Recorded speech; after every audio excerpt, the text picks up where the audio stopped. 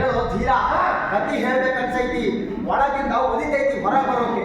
ಹೆಂಗ್ ಶುರು ಮಾಡ್ಲಿ, ಎಲ್ಲಿಂದ ಆರಂಭಿಸ್ಲಿ, ನನಗಂತೂ ಒಂದು ಗೊತ್ತಾಗ್ತಿಲ್ಲಪ್ಪ. ಯಾವ ಕತೆ ಹೇಳ್ತೀವೋ? ಹಿಂದಿದ್ದವರಲ್ಲ, ಈಗ ಬದುಕಿರೋದ ಇಲ್ಲ ಮುಂದೆ ಬರೋದ? ಎಲೆ ಶಿಖಾಮಣಿಯೇ, ಧರೆಯವರು ಶ್ರೇಷ್ಠರೆಂದೆನಿಸಿ ಖ್ಯಾತಿ ಹೊಂದಿದ ಎಂದೆಂದಿಗೂ ಇರುವಂತವರಪ್ಪ ನಾನು ಹೇಳೋ ಕತೆ. ಓ ಎಂದೆಂದಿಗೂ ಯಾರಿದ್ದಾರೋ ಈ ಜಗತ್ತಿನಾಗೆ ಎಂದಾದ್ರೂ ಒಂದು ದಿನ ಕರ್ತೆ ಒಪ್ಪಿಸಲೇಬೇಕು ನೋಡಪ್ಪ. ನೋಡಿ ಗೆಳೆಯ, ಮಂದಿ ಹುಟ್ಟುತ್ತಾರೆ ಸಾಯ್ತಾರೆ, ಆದ್ರೆ ಕೆಲವೇ ಮಂದಿ ಮಾತ್ರ ಸತ್ತು ಬದುಕ್ತಾರೆ. ಒಳ್ಳೆ ಗ್ರಹದಲ್ಲಿ ಹೇಳಿದ್ದು ಏನ್ ಹೇಳ್ತಿದ್ಯೋ ತಳಾಪುರ ಒಂದು ಅರ್ಥ ಆಗ್ತಿಲ್ಲ. ಹೆಂಗ ಅರ್ಥ ಆಗ್ಬಿಟ್ಟು ಬಂದ ಮತ್ತೆ ನಿನ್ನ ತಲೆ ಬುದ್ಧಿ ಅನ್ನೋದಿಲ್ಲ, ಹೆಂಗ ಅರ್ಥ ಆಗುತ್ತೆ? ತಲೆ ತಿನ್ಬೇಡವಾರಯ್ಯ, ಏನ್ ಹೇಳ್ಬೇಕಂತಿದ್ಯೋ ಬೇಗ ಹೇಳಿ ಮುಗಿಸು. ಅವಸರ ಪಡಬೇಡಪ್ಪ, ಆತರಾಗಿದೆಯೋ ಬುದ್ಧಿಮಟ್ಟ ಅಂತಾರೆ, ತೊಡ್ಕೋಬಹುದು. ಏನೋ ನೀನು ಕಥೆಯನ್ನು ಅಭಿವೃದ್ಧಿಸಿ ಅದರಲ್ಲಿ ಕಿತ್ಕೊಂಡ್ಬಿಟ್ರೆ ತಡ್ಕೋಬೇಕಪ್ಪ, ತಡ್ಕೋಬೇಕು. ಮನಸ್ಸು ಬಿಲಬಿಲ್ ಮಂದಾಡಿ ಬೇಗ ಕಥೆಯಪ್ಪ. ರೇ, ಆ ತಾಯಿಯನ್ನು ನಿನ್ನ ಹಾಗೆ ತಾಳ್ಮೆ ಕಳ್ಕೊಂಡಿದ್ರೆ ಇವತ್ತಾಕೆ ಬದುಕಿರ್ತಿರ್ಲಿಲ್ಲ. ತಾಳ್ಮೆಯ ತವರು, ಹೆಮ್ಮೆಯ ನನ್ನವಳು ಆ ನಮ್ಮವ್ವ. ಒಗಟು ಬಿಡಿಸು ಹೇಳ ಮಾರಯ್ಯ, ನೀನು ಹೇಳಿದ್ದಿ ನಾನು ಬಂದ ಮತ್ತೆ ಅಂತ. ಇಲ್ಲ, ಇನ್ನು ನಿನ್ನೆ ಸತಾಯಿಸಲ್ಲ, ಹೇಳ್ತೀನಿ. ಅಕ್ಷರದವನ ಅಪರೂಪದ ಕತೆಗೆ ನಾನು, ನೀನು, ನನ್ನಂತವರು ಅಸಂಖ್ಯಾತ ಮಂದಿ ಸಾಕ್ಷಿಯಾಗಬೇಕು. ಯಾರಪ್ಪ ಅದು? ಜಗದ ಕಣ್ಣಾದ ಆ ಮಹಾತಾಯಿ.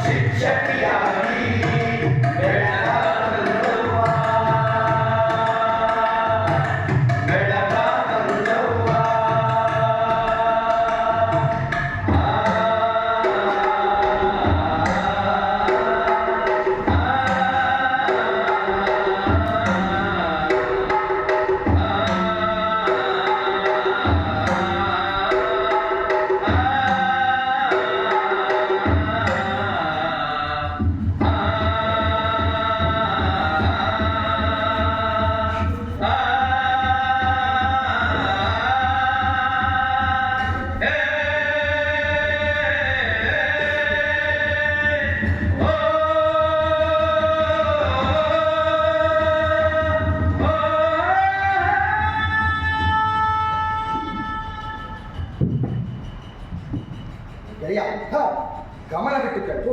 1831 ಜನವರಿ 3ನೇ ತಾರೀಕು ಒಂದು ಅಪೂರ್ವ ಹೆಣ್ಣು ಶಿಶು ಜನಿಸಿದೆ. ಎಷ್ಟೋ ಜನ ಹುಡ್ತಾರೆ ಮತ್ತೆಷ್ಟೋ ಜನ ಸಾಯ್ತಾರಪ್ಪ. ಅದರಲ್ಲ ವಿಶೇಷ ಹುಟ್ಟು ಸಾವಿರ ಲೆಕ್ಕ ಬರೋ ಪ್ರೈಮರಿ ಸ್ಕೂಲ್ ಮಾಸ್ತರ ನೋಡಿದ್ರು. ಏಯ್ ಮಾತಾಡಕ್ ಬಿಡು, ಒಳ್ಳೆ ಸಣ್ಣೂರು ಗೊಣ್ಣೆ ನೊಣ ಮಾತಾಡ್ಬೇಡ. ಚಿಚ್ಚಿ ಗೊಣ್ಣೆ ನೊಣ ಏನು ನಡ್ಬೇಡ ಕೋಪ ಬರುತ್ತೆ. ಮತ್ತೆ ತಡ್ಕೋ ವಸ್ತು ಮಹಾರಾಷ್ಟ್ರದ ಸತಾರಾ ಜಿಲ್ಲೆಯ ಗಂಡಾಲ ತಾಲೂಕಿನ ನಯಾಗಾವನ ಊರಲ್ಲಿ ಊರಿನ ಮುಖಂಡ ಖಂಡೋಜಿ ನೇಸೆ ಪಾಟೀಲ್ ಹಾಗೂ ಲಕ್ಷ್ಮೀಬಾಯಿ ದಂಪತಿಗಳಿಗೆ ಜನಿಸಿದ ಶ್ರೇಷ್ಠ ಶಿಶುವೆ ನಮ್ಮ ಕಥಾನಾಯಕಿ. ಹೆಸರು ಹೇಳಪ್ಪ. ಹೇಳ್ತೇನಪ್ಪ, ಆ ಶಿಶುವಿಗೆ ಸಾವಿತ್ರಿಬಾಯಿ ಅಂತ ನಾಮಕರಣ ಮಾಡಿದ್ರು. ತಿಂಗಳುಗಳು ಕಳೆದವು, 4-5 ವರ್ಷ ಬೆಳೆದಳು. ತನ್ನ 8ನೇ ವಯಸ್ಸಿನಲ್ಲಿ ಗೆಳತಿಯರು ಕೂಡಿ ಏನು ಮಾಡಿದಪ್ಪ ಆಕೆಯಿಂದನೇ ಕೇಳೋಣ, ನಡೆ ಹೋಗೋಣ.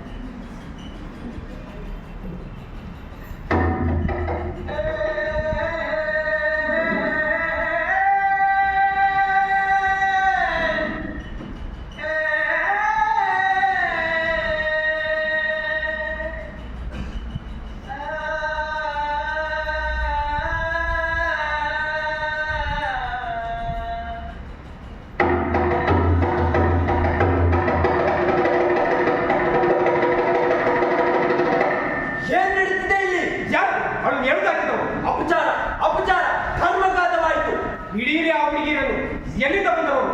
ಅವಳು ಅವಳು ಆ ಕಂಡೋಜಿ ಮಗಳಲ್ವಾ? ಹೌದೌದು, ಅವಳೇ ಅವಳೇ ಇಡೀ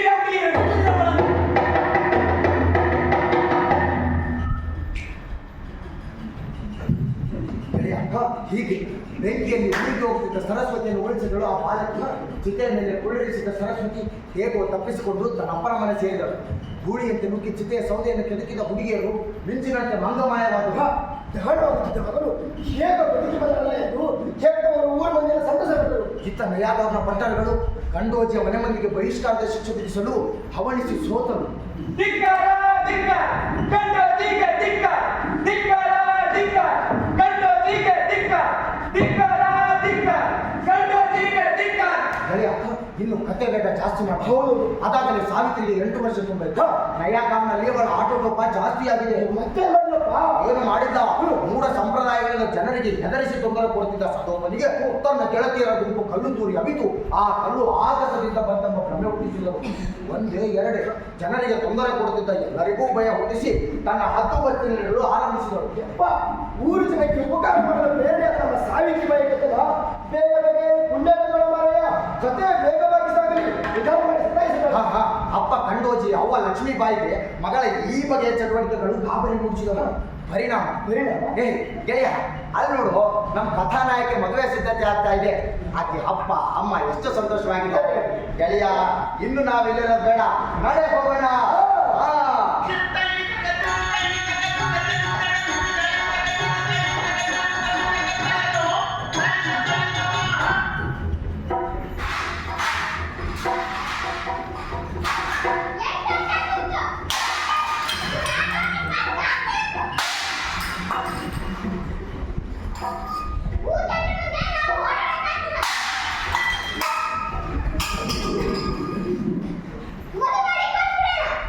ನಿಧಾನ ಕಡೆ ಎಲ್ಗಾದ್ರೂ ಬಿದ್ರೆ ನಾನೇನ್ ಸುಮ್ಮನಿದ್ದೀನಿ ಅನ್ಕೊಂಡ್ಯಾ?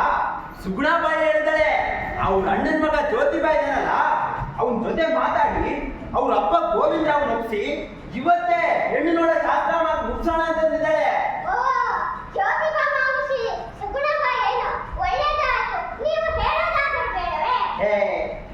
ಇದರಲ್ಲಿ ಹೇಳೋದೇನಿದೆ? ಎಲ್ಲಿ ಈ ವಿಚಾರ ಗೊತ್ತಾದ್ರೆ ನಿನ್ನ ಮಗಳು ಮನೆಯಿಂದಲೇ ಓಡಿ ಹೋದ್ರೆ ಅಂತ ಹೇಳಿರ್ಲಿಲ್ಲ. ಜ್ಯೋತಿಬಾಯಿಗೂ ಯಾರಿದ್ದಾರೆ? ಚಿಕ್ಕ ವಯಸ್ಸಿನಲ್ಲಿ ಅಮ್ಮನ್ ಕಳ್ಕೊಂಡ ಅವನಿಗೆ ಅವನು ಔಷಧಿಯ ತಾಯಿಯಾಗಿ ನೋಡ್ಕೊಂಡಿದ್ದಾಳೆ. ಈ ವಿಚಾರದಲ್ಲಿ ಅವಳೇ ನಿರ್ಧಾರ ತಗೊಂಡಿದ್ದು. ಓ, ಇನ್ನೇನು ಬರುವಳಿದ್ದಾರೆ, ಸುಗುಣಾಬಾಯಿ ಮನೆಯಲ್ಲಿದ್ದಾರೆ. ಬಂದ್ರು ಅನ್ಸುತ್ತೆ. ಎಲ್ಲ ರೆಡಿ ಆಗಿದೆ ತಾನೆ? ಏ, ಅವ್ರು ಬರ್ತಿರೋದು ನಿನ್ ಮಗಳನ್ನ ಕೂಡ ನೋಡಕ್ಕಣೆ, ನಿನ್ನಲ್ಲ. ಬಂದಿ ಕೂತ್ಕೊಳ್ಳಿ. ಮಾಮ, ನಿನ್ನೆ ಪುಣೆಯಿಂದ ಬಂದು ಇವ್ರು ನಮ್ಮನೇಲೆ ಉಳ್ಕೊಂಡಿದ್ರು. ಗೊತ್ತಮ್ಮ ನನಗೆ. ಎಲ್ರು ಆರಾಮಿದ್ದೀರಲ್ಲ? ಆರಾಮಿದ್ವಿ. ಮತ್ತೆ ನೀವು? ನಾವು ಆರಾಮ. ಕೇಳೋದೇನೈತೆ, ಹೋಗಿ ನೀರು ತಗೊಂಬ. ಸುಗು, ನೀನು ಹೋಗಿ ಅವಳಿಗೆ ಕರ್ಕೊಂಬ. ಸರಿ ಮಾಮ.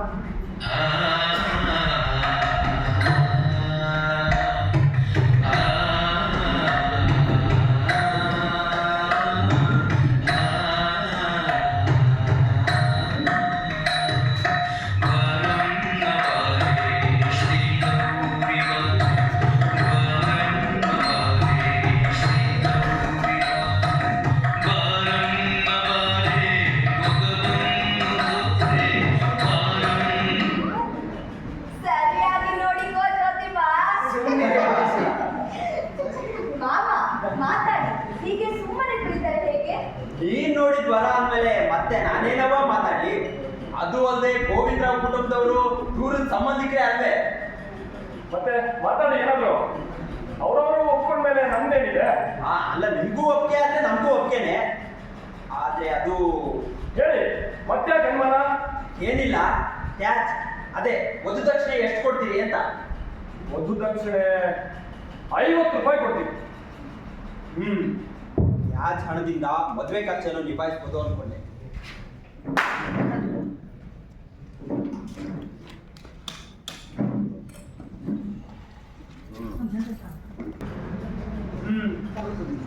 ಯಾಜ್ ಹಣದಿಂದ ಮದುವೆ ಖರ್ಚನ್ನು ನಿಭಾಯಿಸ್ಬೋದು ಅನ್ಕೊಂಡೆ.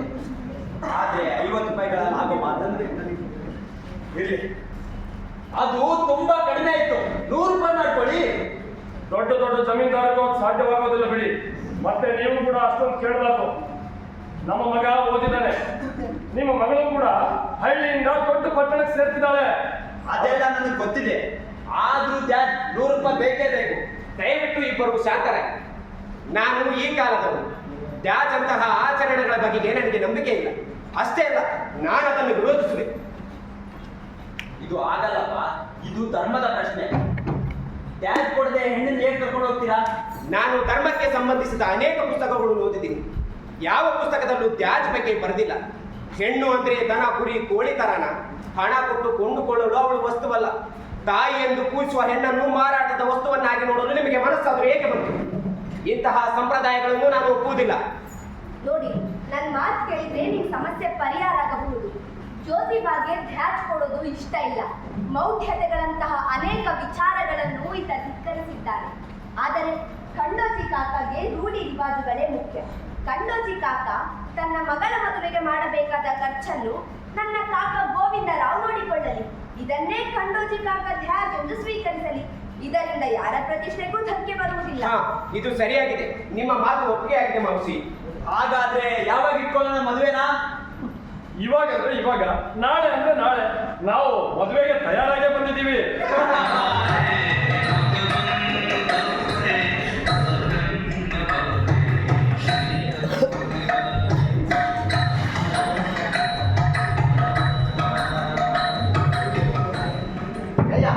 ಹೀಗೆ ಒಂದು ವಾರದಲ್ಲಿ ಸಾವಿತ್ರಿ ಜ್ಯೋತಿಬಾರ ಮದುವೆ ಆಯಿತು. ನಯಗಾಂನ ಸಾವಿತ್ರಿ ಬಾಯಿ ಕಂಡೋಜಿ ಪಾಟೀಲ, ಪುಣೆಯ ಸಾವಿತ್ರಿ ಬಾಯಿ ಜ್ಯೋತಿಬಾ ಪುಣೆ ಆದರು. ಅಕ್ಷರದವ್ವ ಸಾವಿತ್ರಿ ಬಾಯಿ ಕೂಡ ವಿಚಾರಗಳಿಲ್ಲ. ಹೌದಪ್ಪ, ನಮ್ಮ ಸಾವಿತ್ರಿ ಬಾಯಿನೇ ಈ ನಮ್ಮ ಕಥೆಗೆ ಕಥಾನಾಯಕಿ.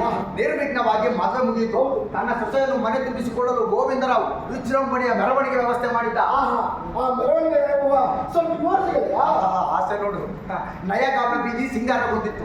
ನಗಾರಿ ನೌಪತ್ತು, ನಾದಸ್ವರ, ನಂದಾದೀಪ, ಪೂರ್ಣ ಕುಂಭಕರ್ಣ ಹೊತ್ತ ನಾರೀ ಮಣಿಯರು ನೋಡಕ್ಕೆ ಕಣ್ಣು ಸಾಧಿರಲಿಲ್ಲ. ಅದು ಮುಂದೆ ಮೆರವಣಿಗೆ ಕಲಾ ಪ್ರಕಾರಗಳು ಏನಾದ್ರು ಅವು ಇದ್ವು, ವರ್ಣನೆ ಬೇಡ. ನಡೆ, ನಿನ್ನನ್ನು ನವವಧುವರರ ಬೀದಿ ಮೆರವಣಿಗೆ ನಡೆಯುವ ನಯಗಾಂನ ಮುಖ್ಯ ಬೀದಿಗೆ ಕರೆದುಕೊಂಡು ಹೋಗ್ತೀವಿ. ನಾಳೆ ಹೋಗೋಣ.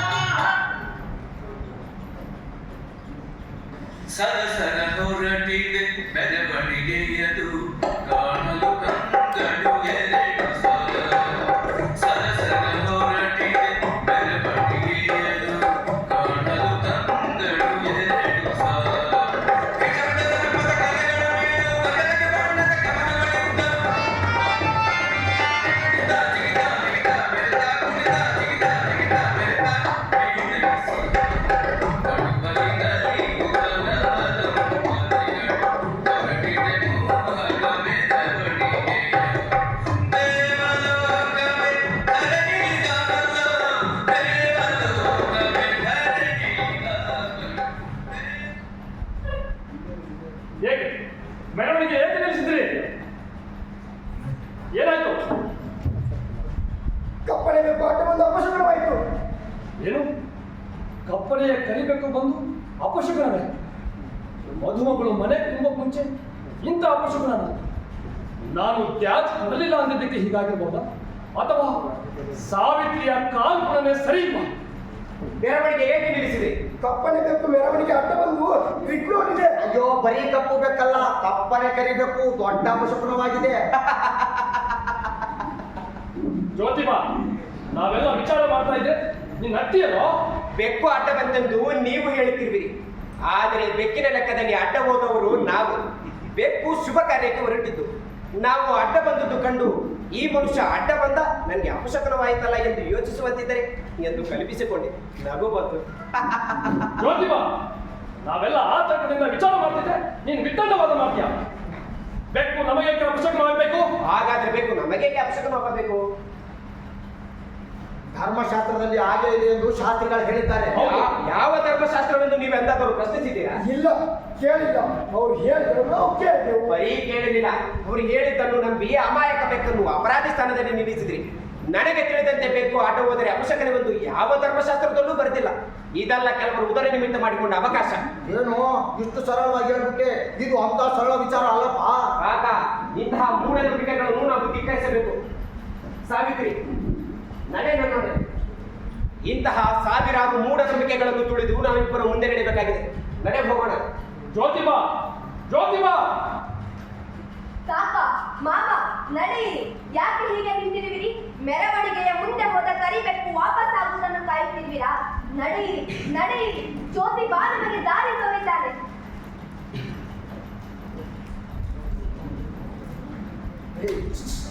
ಬಾಯಿ ಇದು ಕಣ ತಮ್ಮಯ್ಯ, ನಮ್ಮ ಜ್ಯೋತಿಬಾ ಸಾವಿತ್ರಿ ದಂಪತಿಗಳ ದೃಢ ನಿಲುವು. ಮುಂದಿನ ಕತೆ ಹೇಳಪ್ಪ. ಇನ್ನೇನಿದೆ, ಅವರ ಮನೆಯಲ್ಲಿ ಹಿರಿಯ ಗಂಡಸು ಯಾರೂ ಇಲ್ಲದ ಕಾರಣ ಮಾವಸಿ ಸುಗುಣಾಬಾಯಿ ಆಕೆಯನ್ನು ಮನೆ ತುಂಬಿಸಿಕೊಂಡಳು. ಹೌದೇನು? ನಮ್ಮ ಜ್ಯೋತಿಬಾನ ಹೇಳಲಿ ಶಿಷ್ಯರಪ್ಪ. ಅಪ್ಪ ಪರವಾಗಿಲ್ಲಲ್ಲಿ ಅಂತೂ ಈ ಸಾರಿ ಹೇಳ್ಕೊಟ್ಟಿದ್ದ ಪಾಠ ನಿನಗೆ ಅರ್ಥ ಆಯ್ತು. ಹೌದು. ಹೇಳ್ತೀನಿ ಕೇಳಿಸ್ತಾನ. ಹುಲಿಯವರದ್ದು ದೊಡ್ಡ ಮನೆ. ಗೋವಿಂದರಾವ್ ಗೆಳೆಯ, ಗೋವಿಂದರಾವ್ ಹೂವಿನ ವ್ಯಾಪಾರದಲ್ಲಿ ಸಾಕಷ್ಟು ಹಣ ಗಳಿಸಿದ್ದ. ಅಷ್ಟಲ್ಲದೆ ತನ್ನೂರಿನ ಅಕ್ಕಪಕ್ಕದ ತೋಟಗಳನ್ನು ಖರೀದಿಸಿ ಹೂ ಬೆಳೆಸಿ ರಫ್ತು ಮಾಡ್ತಿದ್ದ. ಸಾವಿತ್ರಿಬಾಯಿ ಮೊದಲ ಬಾರಿಗೆ ಪುಣೆಯಂತಹ ದೊಡ್ಡ ಶಹರವನ್ನು ನೋಡುತ್ತಿದ್ದರು. ಮನೆಯಲ್ಲಿ ಹಾಡು ಕಾಡು ನಯಗಾಮನ ಸಹಜ ಮುಗ್ಧತೆಗೂ ಪುಣೆಯ ಸಾಂಸ್ಕೃತಿಕಾಚಾರ್ಯಗೂ ಅಜಗಜಾಂತರ. ಗೋವಿಂದರಾವ್ ದೂರದಿಂದಲೇ ಎಸೆವ ಮೂಲಿಕಾಸರು.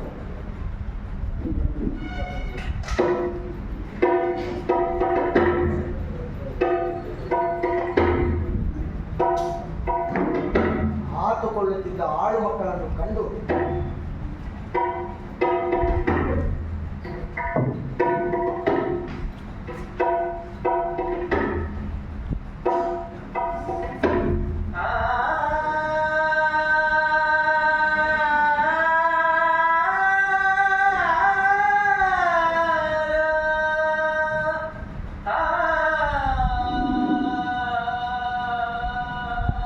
ಮಾವಶಿ, ಹಾಗೇಕೆ ಮಾಮ ಬಿಸಿಡಿದ ಕಾಸುಗಳನ್ನು ಅವರೆಲ್ಲ ದೂರ ನಿಂತು ತೆಗೆದುಕೊಳ್ಳುತ್ತಿದ್ದಾರೆ? ನನಗೂ ತಿಳಿದಿಲ್ಲ. ಹೋದ ಜನ್ಮದಲ್ಲಿ ಇವರು ಪಾಪ ಮಾಡಿದ್ದರಿಂದ ಈ ಜನ್ಮದಲ್ಲಿ ಹೊಲೆಯರನ್ನಾಗಿಸಿ ದೇವರು ಶಿಕ್ಷೆ ನೀಡುತ್ತಿದ್ದಾನೆ. ಹಾಗೆಂದು ಹೇಳಿದವರು ಯಾರು ಮಾವಶಿ? ಶಾಸ್ತ್ರಿಗಳು ಹೀಗೆಂದು ಕಟ್ಟಳೆ ಮಾಡಿದ್ದಾರೆ. ಇವರನ್ನು ಮುಟ್ಟಿದರೆ ಇವರ ಪಾಪ ನಮಗೂ ತಟ್ಟುತ್ತದೆ ಅಂತೆ.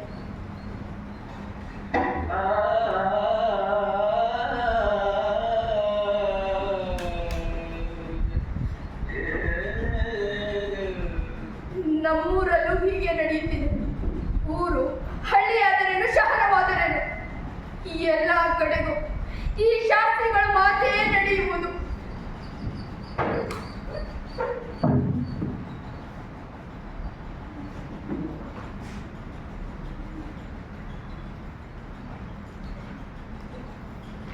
ಸಾವಿತ್ರಿ,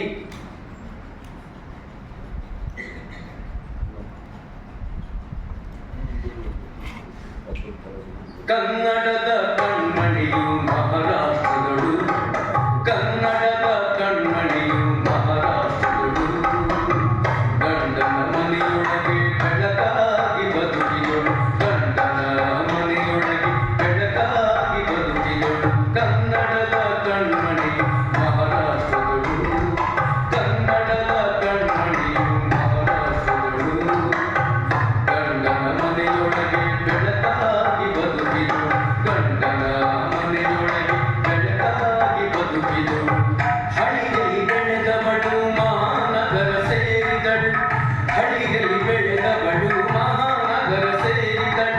ರೀತಿ ರಿವಾಜುಗಳ ತೇಜಗಳು ಬೆಳಗಿಗಳು ರೀತಿ ರಿವಾಜುಗಳ ತೇಜಗಳು ಬೆಳಗಿಗಳು ರೀತಿ ರಿವಾಜುಗಳ ತೇಜಗಳು ಬೆಳಗಿಗಳು ಕನ್ನಡದ ಕಣ್ಮಣಿಯು ಮಹಾರಾಷ್ಟ್ರಗಳು ಗಂಡನ ಮನೆಯೊಳಗೆ ಬೆಳಕಾಗಿ ಬದುಕಿಗಳು ಬೆಳಕಾಗಿ ಬದುಕಿಗಳು ಬೆಳಕಾಗಿ ಬದುಕಿಗಳು. ಗೆಳೆಯ, ನಮ್ಮ ಸಾವಿತ್ರಿಬಾಯಿ ಕನ್ನಡದ ಕಣ್ಮಣಿ. ಹೊಸ ಜಾಗ, ದೊಡ್ಡ ಶಹರ, ಅತ್ಯಂತ ಅನುನಯದಿಂದ ಗಂಡನ ಮನೆಯಲ್ಲಿ ಎಲ್ಲವನ್ನು ಗೆಲ್ಲಿದವು. ಹೌದಪ್ಪ, ಮಾವನ ಕೈಯಲ್ಲಿ ಸಕ್ಕರೆ ತೆರೆದು ಕೇಳಿದ್ದೇನೆ. ಅಷ್ಟು ಮಾತ್ರವಲ್ಲಪ್ಪ, ಪತಿ ಜ್ಯೋತಿಬಾ ಸಾವಿತ್ರಿಗೆ ಬೆನ್ನೆಲುಬಾಗಿ ಪ್ರೀತಿಯ ದಾರಿಯಲ್ಲಿ ತೋಯುವಂತೆ ನೋಡಿಕೊಂಡಿದ್ದಾರೆ. ಮಾವಶಿ ಸುಗುಣಾಬಾಯಿಗೆ ಅಕ್ಕರೆ ಮಾವನ ಕಕ್ಕುಲಾತಿ ಗಂಡನ ಅನುರಾಗದಲ್ಲಿ ಆನಂದದಿಂದ ಬಾಳುತ್ತಿದ್ದಾಳೆ. ಅಯ್ಯ, ಎಲ್ಲ ಬಿಟ್ಟು ಒಂದು ವಿಚಾರ ಕೇಳಿದ್ದೆ, ಅದನ್ನು ವಿಸ್ತರಿಸಿ ಪುಣ್ಯಾತ್ಮಗಳು. ಯಾವ ವಿಚಾರ ಸ್ವಲ್ಪನಾದ್ರೂ ಸುಳ್ಳು ಕೊಡಪ್ಪ. ಅದು ಮೇಲು ಜಾತಿಯ ಸದಾಶಿವ ಪಂತನ ಮದುವೆ ಮೆರವಣಿಗೆ ಸಂದರ್ಭ. ಓ, ಅದ ಹೇಳುವಂತವನ ಗೆಳೆಯ. ಹೇಳುವಂತವನ ಗೆಳೆಯ. ಮೇಲು ಜಾತಿ ಸದಾಶಿವನ ಮದುವೆಯ ಮೆರವಣಿಗೆಗಳು ನಡೆದ ಕಥೆ. ಸದಾಶಿವನ ಮದುವೆ ನಿಶ್ಚಯವಾದಾಗ ಎಲ್ಲರನ್ನು ಮೊದಲಿಗೆ ಬರಲೇಬೇಕೆಂದು ಒತ್ತಾಯಪೂರ್ವಕವಾಗಿ ಕರೆದ. ಹಾಗೆ ಕರೆಸಿಕೊಂಡವರಲ್ಲಿ ಜ್ಯೋತಿಬಾ ಕೂಡ ಒಬ್ಬ. ಪಾಪ ಸ್ನೇಹಕ್ಕೆ ಕಟ್ಟಬಿದ್ದು ಮದುವೆಗೆ ಹೋದ. ಎಲ್ಲಾ ಶಾಸ್ತ್ರಗಳು ಸಾಂಗೋಪಾಂಗವಾಗಿ ನೆರವೇರಿದವು. ದೇವರ ದರ್ಶನಕ್ಕೆಂದು ದೇಗುಲದ ಕಡೆ ಮೆರವಣಿಗೆ ಹೊರಟಿದೆ. ಕಲಶ, ಓಲಕ, ಕುಣಿತ, ಮೆರೆತಗಳು ಮುಂದೆ ಸಾಗುತ್ತಿದೆ. ಹಿಂದೆ ಮದುಮಗನ ಪಕ್ಕದಲ್ಲಿ ತನ್ನ ಸಹಪಾಠಿಗಳೆಲ್ಲ ಮೆರವಣಿಗೆಯ ಛಂದಸ್ಸನ್ನುತ್ತಾ ಮೈಮರೆತು ಪುಣೆಯ ಮಾರ್ಗದಲ್ಲಿ ನಡೆಯುತ್ತಿದ್ದಾರೆ. ಅದೇ ಗುಂಪಿನಲ್ಲಿದ್ದ ಹೂವಾಡಿಗೆ ಶೂದ್ರ ಪ್ರತಿಭೆ ಜ್ಯೋತಿಬಾನ ಮೇಲೆ ಗೆಳೆಯ ಎದುರು ಬರುತ್ತಿದ್ದ ವಿಪ್ರರ ಕಾಕದೃಷ್ಟಿಯನ್ನು ಮುಂದೆನಾಯ್ತು ಅಂತ ಹೇಳಪ್ಪ. ಇನ್ನೇನಾಗುತ್ತೆ? ಆ ದೃಶ್ಯ ಕಂಡ ವಿಪ್ರರ ಗುಂಪು ಸದಾಶಿವನ ಅಪ್ಪ ಗಂಗಾಧರ ಪಂತನ ಮೇಲೆ ಹರಿಹೈಯುತ್ತಿದ್ದಾರೆ. ನಡೆ ಗೆಳೆಯ, ಆ ಘಟನೆಗೆ ನಾವು ಸಾಕ್ಷಿ ಆಗೋಣ. ನಡೆ ಹೋಗೋಣ.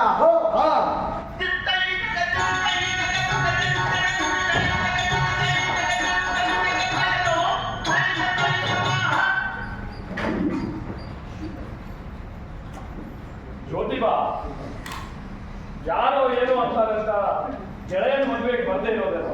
ನೀನು ಬಂದಿದ್ದು ತುಂಬಾ ಸಂತೋಷ ಆಯ್ತು. ಬಾ. ನಮಸ್ಕಾರ. ಅಲ್ವೇ ಶಾಸ್ತ್ರ? ಹೌದು, ಅವನು ನಮ್ಮ ಸದಾಶಿವನ್ ಗೆಳೆಯ. ಹೌದು, ಜ್ಯೋತಿಬಾ. ಅವನಿಗೆ ತುಂಬಾ ಭಯ. ನಮ್ಮ ಸಮಾಜದಲ್ಲಿ ಯಾರಾದ್ರೂ ಏನಾದ್ರು ಅಂದ್ಬಿಡ್ತಾರೆ ಅದು ಇದು ಅಂತ. ಅದು ಸದಾಶಿವನ ಪಕ್ಕ ಅವನನ್ನು ಮೈ ತಾಗಿಸಿಕೊಂಡ ಅವನು ಜ್ಯೋತಿಬಾ ಅಲ್ಲೇ. ಹೌದಲ್ಲ, ನಡೆ ನೋಡೋಣ. ನಡಿ ಹೋಗೋಣ.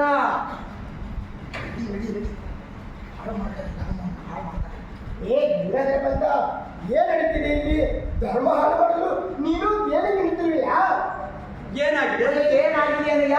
ವರ್ಣ ಆಜುಬಾಜು ನಿಂತಿರುವವರು ಯಾರು? ಅವನು ನಮ್ಮ ಸದಾಶಿವನ ಶಾಲಾ ಸಹಪಾಠಿ ಜ್ಯೋತಿಬಾ. ಒಂದು ಶೂದ್ರ ವಿಪ್ರರ ಮದುವೆಯಲ್ಲಿ ಅವನಿಗೆ ಕೆಲಸ. ಅವನು ನಮ್ಮ ಸದಾಶಿವನ್ ಗೆಳೆಯ, ಮದುವೆಗೆ ಬಂದಿದ್ದಾನೆ. ಅಯ್ಯ, ಮಗ ಬಂದು ಸಾಯಿ ಕಡೆಯ ವರ್ಣ ಆಜುಬಾಜು ಮೈ ತಾಗಿಸುತ್ತ ನಿಂತರೆ ನಮ್ಮ ವಿಪ್ರರ ಮಡಿಯ ಗತಿ ಏನು? ನಿಮ್ಮಂಥವರು ಧರ್ಮದ ಆಚರಣೆ ಕೊಡುತ್ತಿರುವುದರ ಮೇಲೆ ಪುಣ್ಯ ಗಾಂಧಿಯಿಂದ ಪೇಶ್ವೆಗಳು ಪದಚಿತರಾಗಿದ್ದು ಆಗಿತ್ತು. ಮೊದಲೇ ಧರ್ಮ ಕೊಡುತ್ತಿರುವ ಈ ಕ್ರಿಯೆಗೆ ನಿಮ್ಮದು ಕಾಣಿಕೆಯಲ್ಲಿ ಹೊಂದಾರ. ಶೂದ್ರ ಮುಂದೆ ಬ್ರಾಹ್ಮಣರ ಮದುವೆಯಲ್ಲಿ ಎಲ್ಲ ಬರಬಾರ್ದು ಪ್ರಾಥಮಿಕ ಜ್ಞಾನವೂ ಇದ್ರೆ ಅದು ಆಗಲ್ಲ. ಇನ್ನು ಹೇಗೆ? ಈತ ಸದಾಶಿವ ನನ್ನ ಗೆಳೆಯ, ಸಹಪಾಠಿಯ ಒತ್ತಾಯಕ್ಕೆ ನಾನು ಬಂದೆ.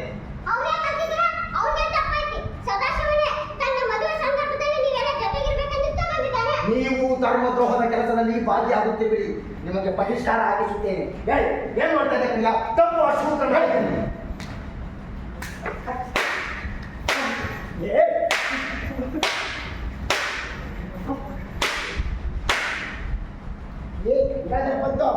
ಶೂದ್ರ ಹುಡುಗರನ್ನು ಮದುವೆ ಮೆರವಣಿಗೆ ಕಳೆದಕ್ಕಾಗಿ ಅವನಿಗೆ ಬೆಂಬಲ ನೀಡಿದ್ದಕ್ಕಾಗಿ ನಾಳೆ ನಿನ್ನನ್ನು ಧರ್ಮದ ಕಟ್ಟಿಗೆ ತರುತ್ತೇವೆ. ಪವಿತ್ರವಾದ ಬ್ರಾಹ್ಮಣ ಯೋಜನೆಯಲ್ಲಿ ಹೊರಟಿರುವ ನೀವು ಧರ್ಮವನ್ನು ರಕ್ಷಿಸದೆ ಹಾಳು ಮಾಡಲು ಎಂದು ನಿಮ್ಮನ್ನು ಶಿಕ್ಷಿಸದೆ ಬಿಡುವುದಿಲ್ಲ. ಶೂದ್ರ ಮುಂದೆದು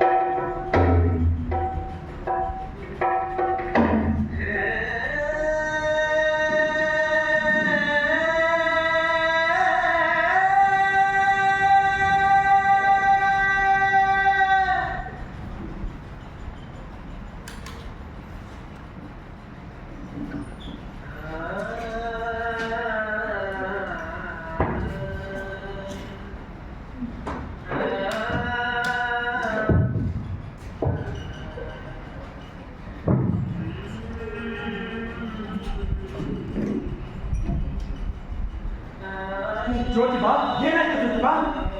ಎಲ್ಲಿಯಾದ್ರೂ ಬಿದ್ದೇನಪ್ಪ? ಏನಾಯ್ತು?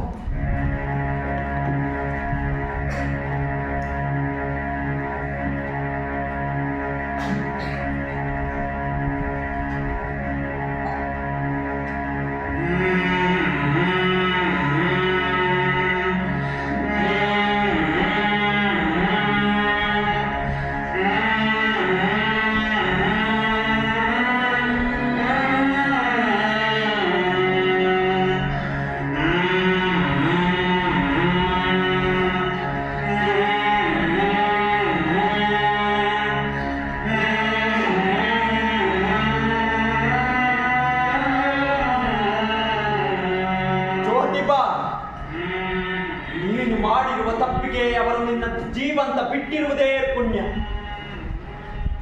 ದೇಶಗಳ ಆಡಳಿತ ಬಿದ್ದಿದ್ದರೆ ನಿನ್ನ ಜೊತೆ ನಮ್ಮನ್ನು ಸಾರ್ವಜನಿಕವಾಗಿ ಆನೆಗಳ ಕಾಲಿಗೆ ದೂಡುತ್ತಿದ್ದರು. ದೇವರ ದಯೆ, ಇಂದು ಪೇಶ್ವೆಗಳ ಆಡಳಿತ ಕುಸಿದು ದೇಶದಲ್ಲಿ ಇಂಗ್ಲಿಷ್ ಕಾಯ್ದೆಗಳು ಜಾರಿಯಿವೆ. ಪೇಶ್ವೆಗಳ ಕಾಲದಲ್ಲಿನ ಒಂದೊಂದು ಅಮಾನುಷ ಘಟನೆಗಳು ನನ್ನ ಪ್ರತಿಭಟನದ ಮೇಲೆ ಹಾದು ಹೋಗುತ್ತಿವೆ. ಇವಕ್ಕೆಲ್ಲ ಕೊನೆಯಿಲ್ಲವೇ ಬಾಬುಜಿ? ಜ್ಯೋತಿಬಾ, ಪೇಶ್ವೆಗಳ ಕಾಲದಲ್ಲಿ ಶೂದ್ರರ ಬದುಕು ಅತ್ಯಂತ ಕರಾಳವಾಗಿತ್ತು. ದಲಿತರು ನಡೆದಾಡುವ ದಾರಿಗಳಲ್ಲಿನ ಹೆಜ್ಜೆ ಗುರುತುಗಳನ್ನು ಅಳಿಸಲು ಸ್ವಂಟಕ್ಕೆ ಪೊರಕೆಗಳನ್ನು ಕಟ್ಟಿಕೊಳ್ಳಬೇಕಾಗಿತ್ತು. ಉಗುಳು ನೆಲದ ಮೇಲೆ ಬೀಳಬಾರದೆಂದು ಕುತ್ತಿಗೆಗೆ ಮಡಿಕೆಗಳನ್ನು ಕಟ್ಟಿಕೊಳ್ಳಬೇಕಾಗಿತ್ತು. ಅವರ ಬರುವಿಕೆಯನ್ನು ತಿಳಿಸಲು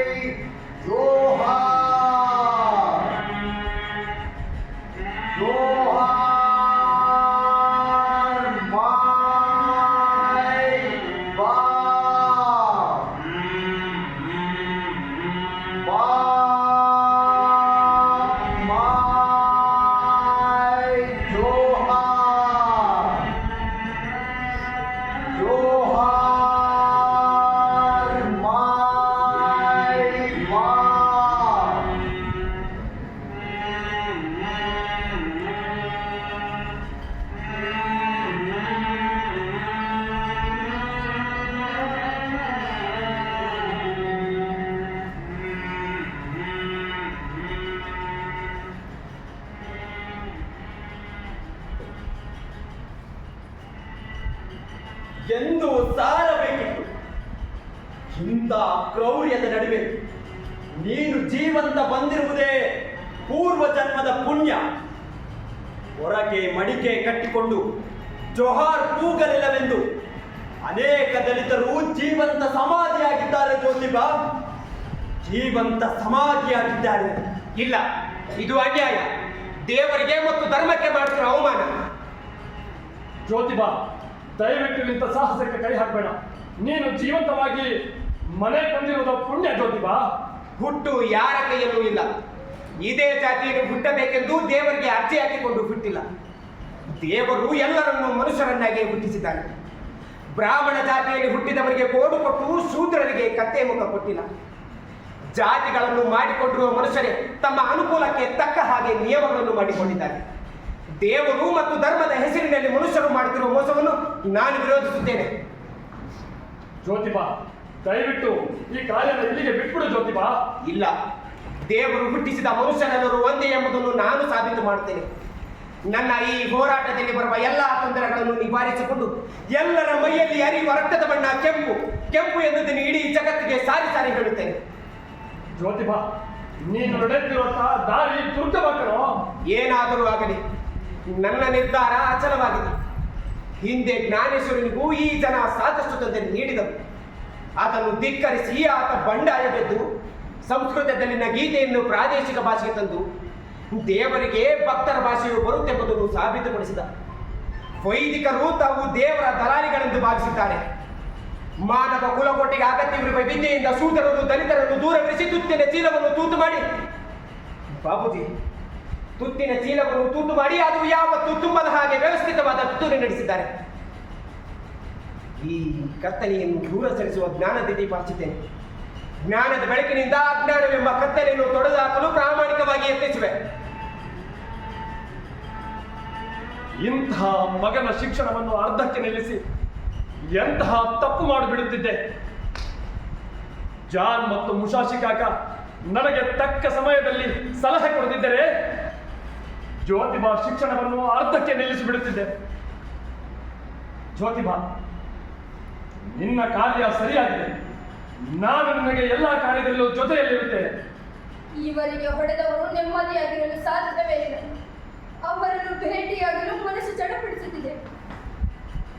ಬಟ್ಟೆಗಳೇನಾದರೂ ಅರಿವಿದ್ದರೆ ಬದಲಿಸಿಬಿಡಿ. ಗಾಯಗಳಾಗಿದ್ದರೆ ಅರಿಶಿನ ಕೊಡಿ. ಬನ್ನಿ ಹೋಗೋಣ.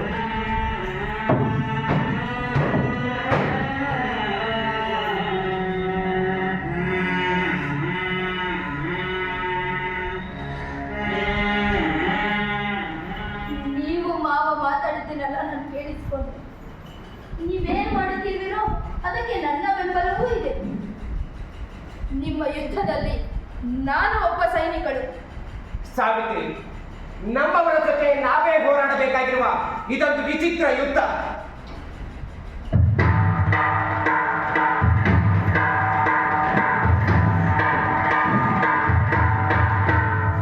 ಸಮಾನತೆ ಸಮಾನತೆ ಸಮಾನತೆ ಸಮಾನತೆ ಮಾನವತೆಗೆ ಮಾದರಿ ಸಮಾನತೆ ಮಾನವತೆಗೆ ಮಾದರಿ ಸಮಾನತೆ ಮೊದಲ ಯತ್ನದಲ್ಲಿ ದೊರೆತ ಮಾನ್ಯತೆ ದೊರೆಯಿಸಿ ಜ್ಯೋತಿಬಾಗೆ ನನ್ನದೇ ಮೊದಲ ಯತ್ನದಲ್ಲಿ ದೊರೆತ ಮಾನ್ಯತೆ ದೊರೆಯಿಸಿ ಜ್ಯೋತಿಬಾಗೆ ನನ್ನದೇ ಸಾವಿತ್ರಿಯ ಬಾಳಿದು ದಿವ್ಯ ಕನತೆ ಸಾವಿತ್ರಿಯ ಬಾಳಿದು ದಿವ್ಯ ಕನತೆ ಸತಿಪತಿಗಳ ಬಾಳಿನಲ್ಲಿ ಹೊಸ ಸತಿಪತಿಗಳ ಬಾಳಿನಲ್ಲಿ ಹೊಸ ಪತಿಯ ಚಾಮರರು ಸತಿಗೆ ಅದಿಗಳ ಅಕ್ಷರವ ಸತ್ತು ಬೀಜಾಕ್ಷರ ಮೆಲ್ಲನೆ ಎದೆಗೆ ಬಿದ್ದವು ಬೀಜಾಕ್ಷರ ಮೆಲ್ಲನೆ ಎದೆಗೆ ಬಿದ್ದವು ಬೀಜಾಕ್ಷರ ಮೆಲ್ಲನೆ ಎದೆಗೆ ಬಿದ್ದವು ಬೀಜಾಕ್ಷರ ಮೆಲ್ಲನೆ ಎದೆಗೆ ಬಿದ್ದವು ಸಮಾನತೆ ಸಮಾನತೆ ಸಮಾನತೆ ಸಮಾನತೆ ಮಾನವತೆಗೆ ಮಾದರಿ ಸಮಾನತೆ ಮಾನವತೆಗೆ ಮಾದರಿ ಸಮಾನತೆ ಸಮಾನತೆ ಸಮಾನತೆ ಸಮಾನತೆ ಸಮಾನತೆ ಸಮಾನತೆ ಸಮಾನತೆ ಅಯ್ಯೋ, ಆ ಗೆಳೆಯ ಯಾರು? ಹಿಂದೆ ನೋಡಿದ ಪ್ರವರ. ಅಯ್ಯೋ ಪ್ರವರ, ಕತೆ ಕೈ ತಪ್ಪಿ ಹೋಗಬಾರ್ದು, ನಂಬಿಸಕೂಡದು. ಸಂಕ್ಷಿಪ್ತವಾಗಿ ಅಕ್ಷರದ ಮಹತ್ವವನ್ನು ಸಾರಿದ ಘಟನೆಯ ಸಾರ ಹೇಳಪ್ಪ. ಅಪ್ಪ ಪರವಾಗಿರಲಿ ಅಂತೂ ನಿನಗೆ ಆ ಬಳ್ಳಾರಿ ಗುರುಗಮ್ಮ ಬುದ್ಧಿ ಕೊಟ್ಟರು. ಹೌದು, ಹೇಳ್ತೀನಿ ಕೇಳಿಸ್ಕೊ. ಜ್ಯೋತಿಬಾ ಶಾಲೆ ಮುಗಿದ ಕೂಡಲೇ ತನ್ನಪ್ಪ ಗೋವಿಂದರಾವ್ ಅಣ್ಣ ರಾಜಾರಾಮರ ಹೊಲದಲ್ಲಿ ದುಡಿಮೆಗೆ ಸೇರಿಕೊಳ್ಳುತ್ತಿದ್ದ. ಒಂದು 5-6 ಮಕ್ಕಳು ಅವನ ಜೊತೆ ಕೆಲಸ ಮಾಡ್ತಿದ್ದ. ಹೊಸ ವಿಷಯ ತಂದದ್ದು ಈಗಲೇ ಸಾಕಷ್ಟು ಸಮಯ ತಿಂದು ಹಾಕಿದೀಯ. ಅಯ್ಯೋ ಇಲ್ಲ ಗೆಳೆಯ, ಈಗ ನಾನು ಹೇಳೋ ವಿಚಾರ ಮುಂದಿನ ಕಥೆಗೆ ಕೊಂಡಿ. ಓ ಹಾಗೆ. ಮನೆಯವರಿಗೆ ರೊಟ್ಟಿ ಊಟ ಆದರೆ ಹೊಲದಲ್ಲಿ ಕೆಲಸ ಮಾಡುತ್ತಿದ್ದ ರೈತರ ಮಕ್ಕಳಿಗೆ ಗಂಜಿ ತರಹದ ತಾಲೀಪುಟ ಕೊಡುತ್ತಿದ್ದರು. ಈ ತಾರತಮ್ಯ ಜ್ಯೋತಿಬಾನಿಗೆ ಸರಿ ಕಾಣಲಿಲ್ಲ. ತನ್ನ ಅಪ್ಪನನ್ನು ಒಪ್ಪಿಸಿ ಎಲ್ಲರಿಗೂ ಒಂದೇ ಕಡೆ ಒಂದೇ ಬಗೆಯ ಊಟ ಸಿಗುವ ಹಾಗೆ ಮಾಡಿದ. ಗೆಳೆಯ, ಒಬ್ಬೊಬ್ಬ ಆಳು ಮಗ 6 ರೊಟ್ಟಿ ಕಡಿತಿದ್ರು. 6 ರೊಟ್ಟಿ. ಅವರಿಗೆ ಅಗತ್ಯ ಇರುವ ರೊಟ್ಟಿಗಳನ್ನು ತಟ್ಟಲು ಮನೆಯ ಹೆಣ್ಣು ಮಕ್ಕಳು ಒಪ್ಪುವುದಾದರೆ ಇದಕ್ಕೆ ನನ್ನ ಅಭ್ಯಂತರವೇನೂ ಇಲ್ಲ ಎಂದ ಮಾವನ ಮಾತಿಗೆ ತಾನು ಮಾಡಿಕೊಡುವುದಾಗಿ ಒಪ್ಪಿಕೊಂಡಳು ಸಾವಿತ್ರಿ. ಈ ಕೆಲಸಕ್ಕೆ ಸುಗುಣಾಬಾಯಿ ಕೂಡ ಸಹಾಯ ಮಾಡಿದರು. ಆಮೇಲೆ ಅದು ಸಾಧ್ಯವಾಯಿತು. ಸಾಧ್ಯವಾದರೆ ಮತ್ತೇನು, ಮನಸ್ಸಿದ್ದರೆ ಮಾರ್ಗ. ಪರಿಣಾಮ ಏನಾಯ್ತು ಗೊತ್ತಾ? ಇನ್ನೇನಾಗುತ್ತೆ, ಸಾವಿತ್ರಿಬಾಯಿ ಸುಗುಣಬಾಯಿಗೆ ಕೆಲಸ ಜಾಸ್ತಿ ಆತಪ್ಪ. ಮೊನ್ನ ಮಂದಿ ನಿನ್ ತಲೆ ಬುದ್ಧಿ ಅನ್ನೋದಿಲ್ಲ, ಯಾವಾಗ ನೋಡು ಬರೀ ಋಣಾತ್ಮಕ ಚಿಂತನೆ. ಹೇಳ್ತೀನಿ ಕೇಳಿಸ್ತಾ. ಅಕ್ಕಪಕ್ಕದ ಜಮೀನುಗಳಲ್ಲಿ ಕೆಲಸ ಮಾಡುವವರ ಕಿವಿಗೆ ಈ ವಿಚಾರ ಬಿದ್ದು ಒಡೆಯ ದುಡಿಯುವ ಬಾಯಿ ಬರುವ ಒಂದೇ ಬಗೆಯ ಊಟ ಮಾಡುವ ವಿಚಾರ ಪುಕಾರ ಆಯಿತು. ಆ ಕೌತುಕ ನೋಡಲು ಭೂಮಿಕಾರರು ಬಂದವರಿಗೆ ನೀವು ನಿಮ್ಮ ಮಾಲೀಕರು ತಿನ್ನುವ ಊಟಕ್ಕೆ ಬೇಡಿಕೆ ಇದೆ ಅಂತ ಜ್ಯೋತಿಬಾ ಪಾಠ ಮಾಡಿದ. ಈ ಆಂದೋಲನ ತಕ್ಕ ಮಟ್ಟಿಗೆ ಕೆಲಸ ಮಾಡಿತು. ಏನೇನು ಮಾಡಿದ್ಯೋ ನಿನ್ ಜೋಡಿಗೆ ಭಾರಿ ಅಸ್ತ್ರಗಳಿದ್ದಾವೆ. ಅಳಿಯ ಇದೆಲ್ಲದರ ನಡುವೆ ಒಂದು ಆಸಕ್ತಿದಾಯಕ ಪ್ರಕರಣ ಒಂದು ಜರುಗಿತು. ಅದನ್ನೊಂದು ಬೇಗ ಹೇಳೋದಯ್ಯ. ಹೇಳೋದಲ್ಲ, ನೋಡೋಣ ನಡೆ. ಹಾ.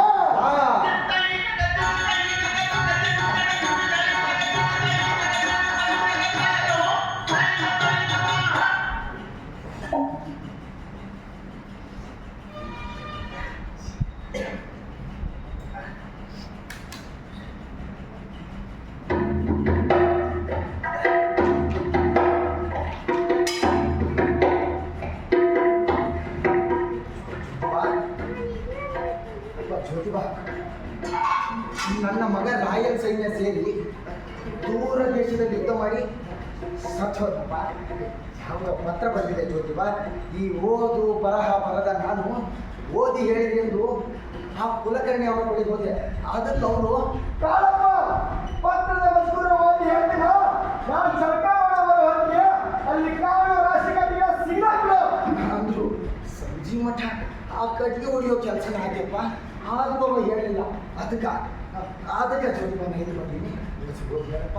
ಇಲ್ಲಿ ತಾಕಳಪ್ಪ, ಇದು ಸರ್ಕಾರದ ಪತ್ರ.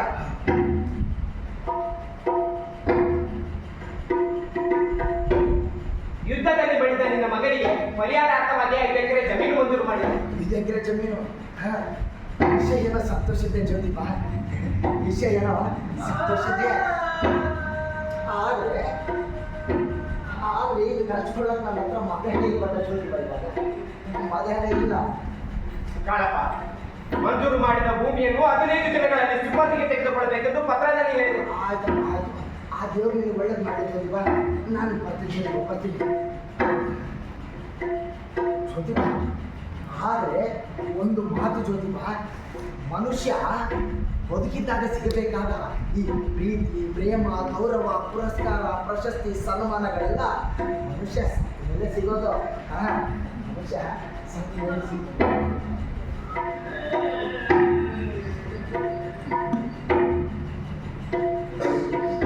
ನನಗೆ ಗೊತ್ತು ಕಾಳಪ್ಪನ ಪ್ರಕರಣ ನಿಮಗೆ ಘಾಸಿ ಉಂಟು ಮಾಡಿದೆ ಎಂದು. ಪಾಪಿಷ್ಟ ಕುಲಕರ್ಣಿ 1-2 ಸಾಲಿನ ಪತ್ರ ಓದಲು ಒಟ್ಟಿನ ಕಟ್ಟಿಗೆಗಳನ್ನು ಹೊಡೆದು ಕೊಡ್ಬೇಕಂತೆ. ಬರೀ ಹೊಡೆದು ಕೊಡುವುದಲ್ಲ ಸಾವಿತ್ರಿ, ಕಾಳಪ್ಪ ಅದನ್ನು ಪುಕ್ಕಟ್ಟಿಯಾಗಿ ಹೊಡೆದು ಕೊಡಬೇಕು. ಸಾವಿತ್ರಿ, ಈ ಅಕ್ಷರಗಳ ಮಹಿಮೆ ನೋಡು ಸಾವಿತ್ರಿ. ಅವು ಇರದಿದ್ದರೆ ಮನುಷ್ಯ ಮತ್ತು ಪಶುಗಳಿಗೆ ವ್ಯತ್ಯಾಸವೇ ಇರುವುದಿಲ್ಲ. ಇದಕ್ಕೆ ಪರಿಹಾರವೇ ಇಲ್ವೇ? ಪರಿಹಾರ? ಓ, ಅದಕ್ಕೇನಿದೆ, ಬನ್ನಿ, ಈ ಮಣ್ಣಿನ ಮೇಲೆ ನಿಮಗೆ ಅಕ್ಷರಗಳನ್ನು ಕಲಿಸುತ್ತೇನೆ.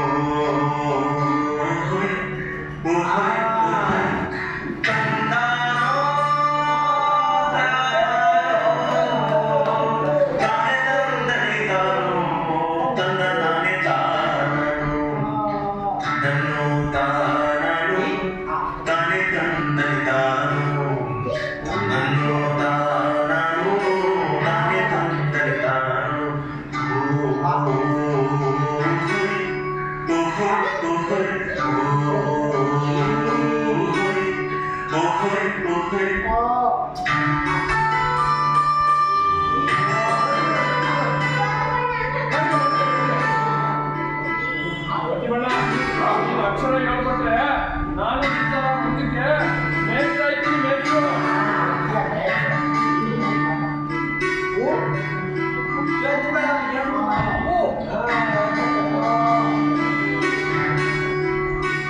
ಈಗ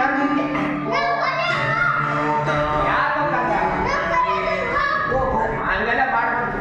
ನಿನಗೆ ಹೂ ಹೇಳ್ಕೊಡ್ತೀನಿ.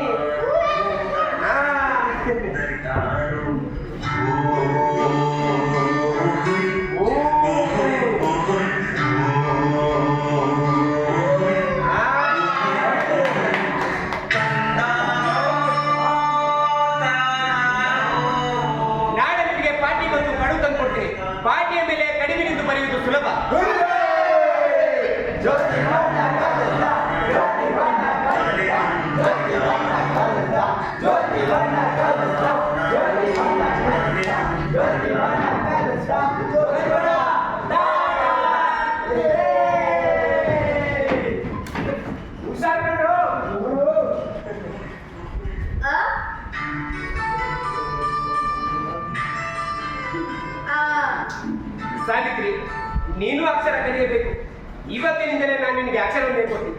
ಹುಡುಕು.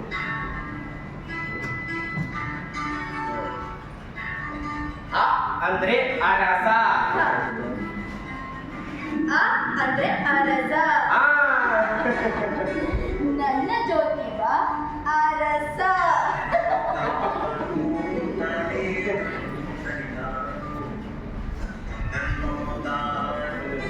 ಗೆಳೆಯ, ಬಾ.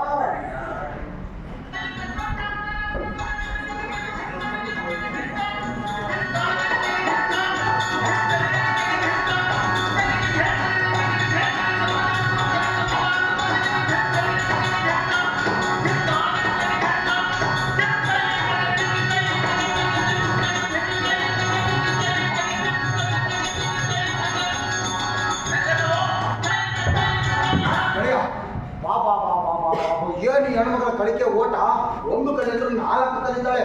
ಈಕೆ ಆಸಕ್ತಿ ಜ್ಯೋತಿ ಬಾರಣಿಗೆ ಹೊಸ ಸ್ಫೂರ್ತಿ. ಏನು ಕಲಿತಾಳೆಯಪ್ಪ, ಅವಳು ಕಲಿತು ಉದ್ಧಾರ ಮಾಡ್ತಾರೆ. ಯಾರು ಗೆಳೆಯ, ಯಾರನ್ನ ಉದ್ಧಾರ ಮಾಡ್ತಾಳೋ ಇಲ್ವೋ ತಿಳಿಯೋದಿಲ್ಲ. ಆದ್ರೆ ಅಂದು ಆ ಕಾಲಘಟ್ಟದಾಗಿ ಅಕ್ಷರ ಕಲಿಯೋಕೆ ಅಂತ ಪಾಠ ಹೇಳಿದಲ್ಲ, ಅಷ್ಟು ಸಾಕು. ನಿನ್ನ ರೋದನೆ ಸಾಕು. ನಾವೇ ಅವರ ಮನೆಗೆ ಹೋಗಿ ಕಣ್ಣು ತುಂಬಿಸೋಣ. ಅದೇನು ಕೈಯಾಗೆ ನಡ್ಕೊಂಡು ನಾವು ಜ್ಯೋತಿಬಾ ಇರ್ತಲೇ ಬರ್ತಿದ್ದಾನೆ. ಅವನ ಕೈಯಲ್ಲಿರೋದು ಬ್ಲಾಕ್ ಬೋರ್ಡ್. ಅವರ ಮನೆಯಲ್ಲಿ ವಿದ್ಯಾರ್ಥಿನ ಒಬ್ಬಳಿದ್ದಾಳೆ, ಅವರಿಗೆ ಅಕ್ಷರ ಕಲಿಸಕ್ಕೆ ಅಂತ ಹೊರಟಿದ್ದಾನೆ. ಆ ಸರಸವನ ಜೊತೆಗೆ ನಾವು 4 ಅಕ್ಷರ ಕಲಿತೇವಾ? ಅವಶ್ಯ ಕಲಿಬೋದು. ಅದಕ್ಕೇನಂತೆ ನೋಡ್ತಾ ನಾವು ಕಲ್ತ್ರಾಯ್ತಪ್ಪ. ನಾಳೆ ಹೋಗೋಣ.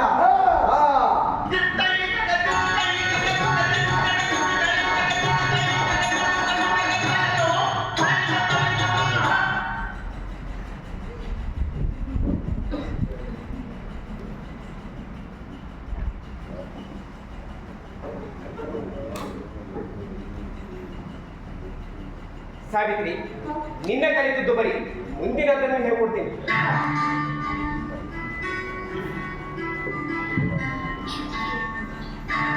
ಅ ಅಂದ್ರೆ ಅರಸ. ಆ ಅಂದ್ರೆ ಆನೆ. ಅ ಅಂದ್ರೆ ಆನೆ. ಈ ಅಂದ್ರೆ ಇ ಅಂದ್ರೆ ಇಲಿ. ಆ ಅಂದ್ರೆ ಇವನು, ಈ ಅಂದ್ರೆ ನೀನು.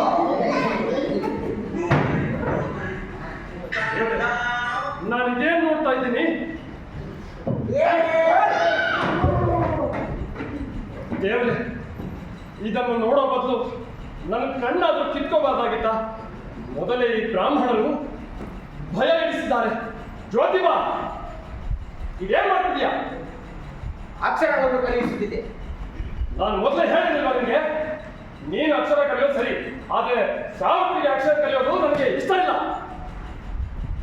ಅಪ್ಪ, ಈಗ ನಾನೇನು ಮಾಡುತ್ತಿರೋದನ್ನು ಅದನ್ನು ಮಾಡದಿದ್ರೆ ಧರ್ಮದ್ರೋಹದ ಕೆಲಸವಾಗುತ್ತದೆ. ನೋಡಿ, ಶೂದ್ರನು 4 ಅಕ್ಷರ ಕಲಿತರೆ ಹೇಗೆ ರಾಕ್ಷಸನಾಗುತ್ತಾನೆಂದು ಮನು ಈಗಾಗಲೇ ಧರ್ಮಶಾಸ್ತ್ರದಲ್ಲಿ ಹೇಳಿದ್ದಾನೆ. ನಾನಿಲ್ಲಿರುವುದೇ ಮಹಾಪಾಪ.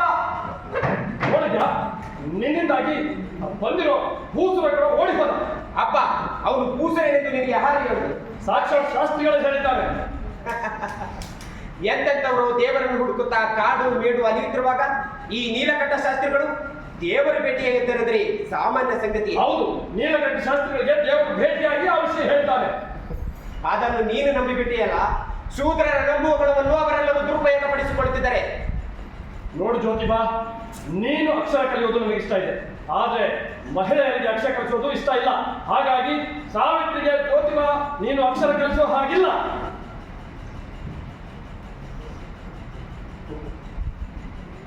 ಸಾವಿತ್ರಿ, ನನ್ನಿಂದಾಗಿ ನೀವು ಬೈಗುಳ ಕೇಳ್ಬೇಕಾದ್ರೆ ಸಾವಿತ್ರಿ, ಇದು ಆರಂಭ. ಟೀಕಿಸುವ ಎದರೆ ನನ್ನ ಕೆಲಸವನ್ನು ಅರ್ಧಕ್ಕೆ ನಿಲ್ಲಿಸುವುದಿಲ್ಲ. ಸಾವಿತ್ರಿ, ನಾನೊಂದು ಉಪಾಯ ಮಾಡಿದ್ದೇನೆ. ಹೊಲಕ್ಕೆ ಹೋದಾಗ ಭೂತಾಯಿಯನ್ನೇ ಅರಿಕೆ ಮಾಡಿಕೊಂಡು ಅಕ್ಷರಗಳನ್ನು ಕಲಿ.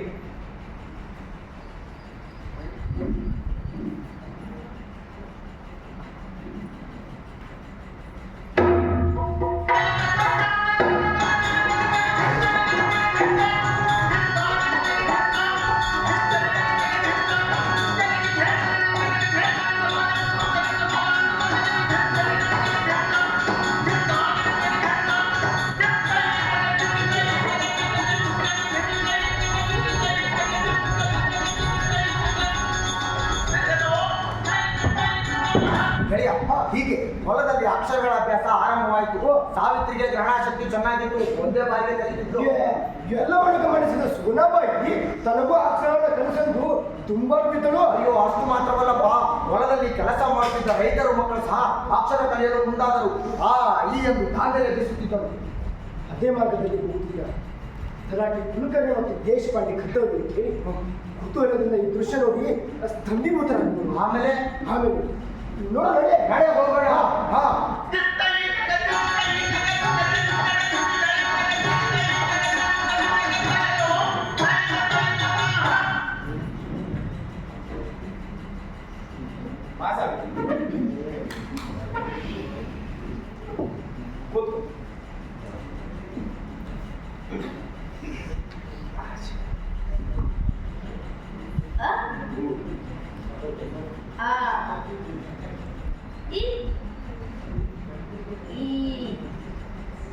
ಜ್ಯೋತಿಬಾ, ನನಗೂ ಅಕ್ಷರ ಹೇಳಿಕೊಡುವೆಯಾ? ಓ, ಅದಕ್ಕೆ ಬನ್ನಿ ಮಾವಸಿ, ಬನ್ನಿ ಕೂತ್ಕೊಳ್ಳಿ.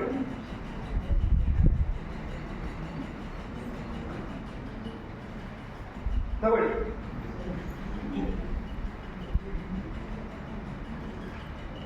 ಜ್ಯೋತಿನಿ ಕರಗುವ ಮುನ್ನ ನಮ್ಮೆದೆಗೂ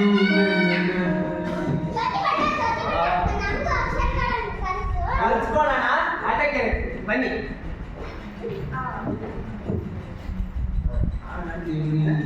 ಕರಗುವ ಮುನ್ನ ನಮ್ಮೆದೆಗೂ ಬೆಳಗರಿ ಸಣ್ಣ ಜ್ಯೋತಿನಿ ಕರಗುವ ಮುನ್ನ ನಮ್ಮೆದೆಗೂ ಬೆಳಗರಿ ಎಂದಿಗೂ ಅಳಿಸಲಾಗದನ್ನ ನೀ ಬರೆದ ಅಕ್ಷರಗಳನ್ನ ಪಾಚಿಗಟ್ಟಿದ ಮನವಯ್ಯ ತಂದೆ ಶುಚಿಗೊಳಿಯುವುದು ಅಕ್ಷರ ಒಂದೇ ಶುಚಿಗೊಳಿಯುವುದು ಅಕ್ಷರ ಒಂದೇ ಶುಚಿಗೊಳಿಯುವುದು ಅಕ್ಷರ ಒಂದೇ.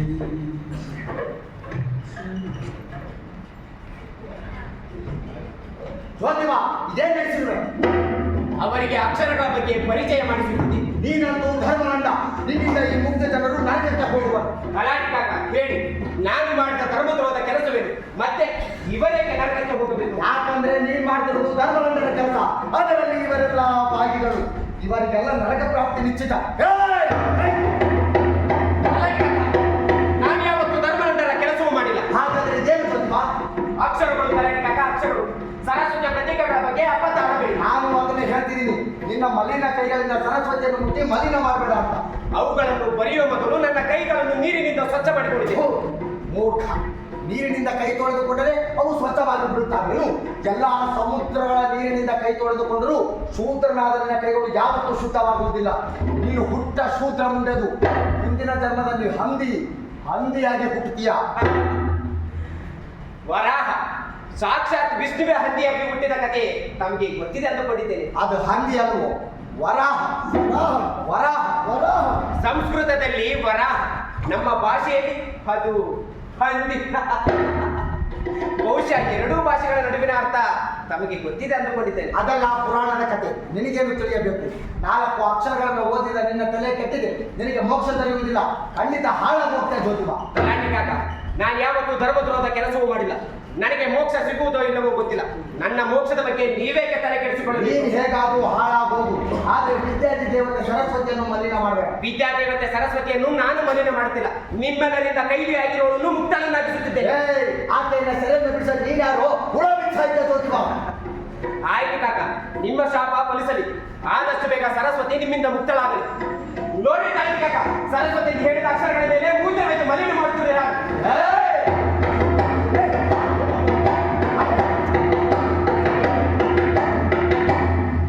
ನಡೆಯುತ್ತಿಲ್ಲ. ಈ ಸೂರ್ಯಮಂಡಲದಲ್ಲಿ ಮುಟ್ಟಿ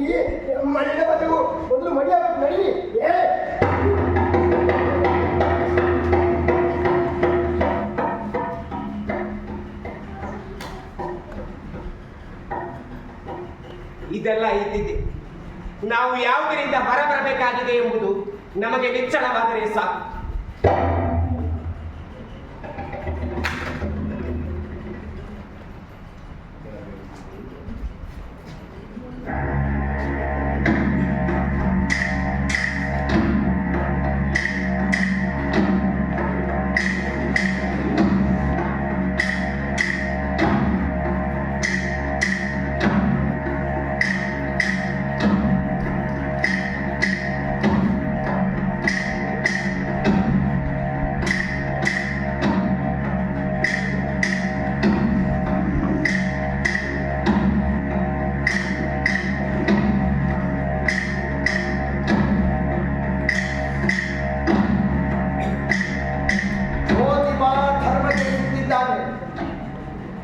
ಮಾಧವನಂತ ಬ್ರಾಹ್ಮಣ ಅವನನ್ನು ಪ್ರೋತ್ಸಾಹಿಸುತ್ತಿದ್ದಾನೆ.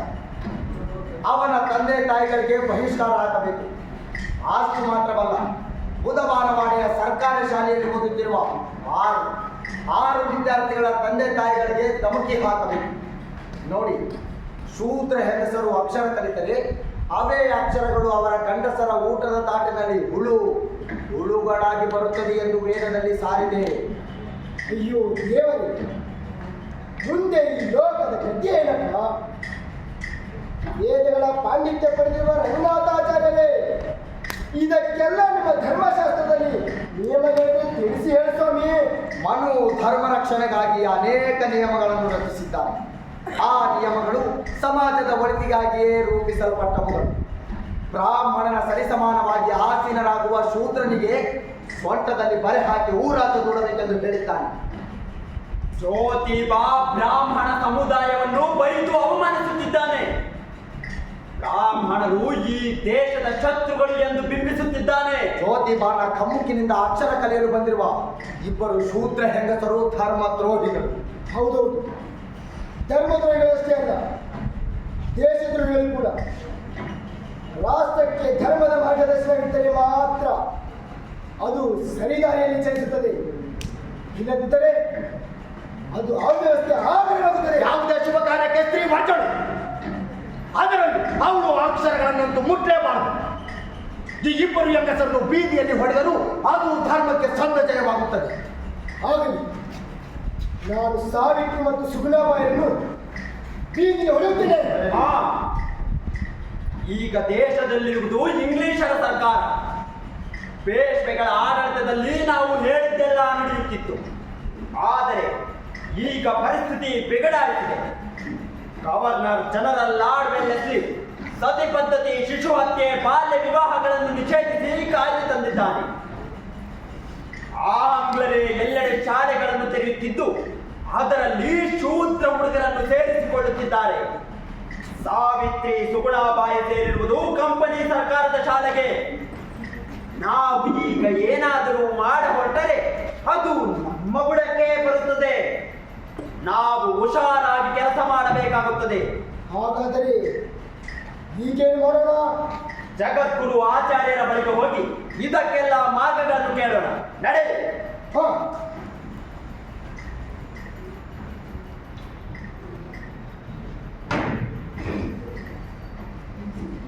ಗೋವಿಂದ, ಪುಣೆಯಲ್ಲಿ ಏನೇನು ನಡೀತಿದೆ ಗೊತ್ತಿದೆಯೇ ನಿನಗೆ? ನಿನ್ನ ಮಗ ಶಾಲೆ ಕಲಿಸುತ್ತಿದ್ದಾನೆ, ಅದೇ ಧರ್ಮಬಾಹಿರವಾದ ಕೆಲಸ. ಆದರೆ ಈಗ ನಿನ್ನ ಸೊಸೆ ಮತ್ತು ಸುಗುಣಬಾಯಿಯವರನ್ನು ಅಕ್ಷರ ಕಲಿಯಲು ಕಲಿಸುತ್ತಿರುವಂತೆ ಎಷ್ಟು ಸೊಪ್ಪು ಬಂತೆ ನಿನಗೆ? ಅದು ನೋಡು ಗೋವಿಂದರಾವ್, ಈ ಧರ್ಮಬಾಹಿರವಾದ ಕೆಲಸ ಈಗಿಂದೀಗಲೇ ನಿಲ್ಲದೆ ಹೋದರೆ ಮುಂದೆ ಆಗುವ ಅನಾಹುತಗಳಿಗೆ ನಾವು ಜವಾಬ್ದಾರರಲ್ಲ.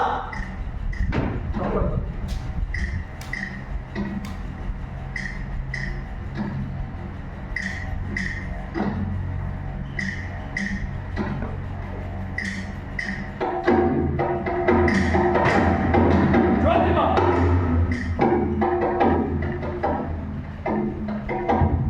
ನಾನು ಏನ್ ಕೇಳ್ತೇನೆ ನಿನಗೆ ಮೊದಲೇ ಹೇಳ್ತಿದ್ದಾರೆ.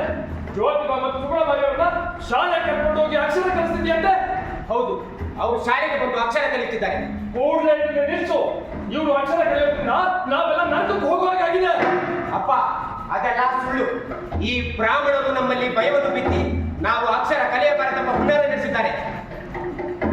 ನೋಡು, ನಿನ್ನ ಮಾತುಗಳ ಬೇಡ. ಇದುವರೆಗೂ ನಾನು ಇಲ್ಲಿ ಹೇಳಿದಾಗ ಕೇಳಿದ್ದೀನಿ. ಇನ್ನು ಮುಂದೆ ನಾನು ಹೇಳಿದಾಗ ಕೇಳೋ ಹಾಗಿದ್ರೆ ಈ ಮನೇಲಿ ಇರ್ಬೋದು. ಇಲ್ಲ ಅಂದ್ರೆ ಈ ಮನೆ ಬಾಗಿಲು ನಿನಗೆ ಶಾಶ್ವತವಾಗಿ ಮುಚ್ಚಿದೆ. ಇಲ್ಲಿಗೆ ಹೋಗಬಹುದು. ಸಾವಿತ್ರಿ, ಅಪ್ಪ, ನಾನು ಯಾವ ಧರ್ಮದ್ರೋಧ ಕೆಲಸವೂ ಮಾಡಿಲ್ಲ. ವಿದ್ಯಾದೇವತೆ ಸರಸ್ವತಿಯ ಕೆಲಸ. ಇದು ಧರ್ಮಕ್ಕೆ ಹೇಗೆ ಅಡ್ಡವಾಗುತ್ತದೆ? ನಾನಿಟ್ಟ ಹೆಜ್ಜೆಯನ್ನು ಹಿಂದೆ ಸರಿಸುವುದಿಲ್ಲ. ನೀವೀಗ ಸಿಟ್ಟಿನಲ್ಲಿದ್ದೀರಿ. ಈ ಮಾತುಗಳು ನಿಮ್ಮ ನಾಲಿಗೆಯಲ್ಲಿ ಏಳಿಸುತ್ತಿರುವರು ಯಾರೆಂದು ನನಗೆ ಗೊತ್ತು. ಇರಲಿ, ನಿಮಗೆ ಸಂತೋಷವಾಗುವುದಾದರೆ ಈಗಿಂದೀಗಲೇ ಮನೆ ಬಿಟ್ಟು ಹೋಗುತ್ತಿದ್ದೇನೆ. ನಾನು ನಿಮ್ಮ ಜೊತೆಗೆ ಬರುತ್ತೇನೆ. ನೀವು ಕೈಗೊಂಡಿರುವ ಕೆಲಸದ ಬಗ್ಗೆ ಕೊಂಚವೂ ಸಂಶಯವಿಲ್ಲ. ಬದಲಿಗೆ ಅಪಾರವಾದ ಗೌರವವಿದೆ.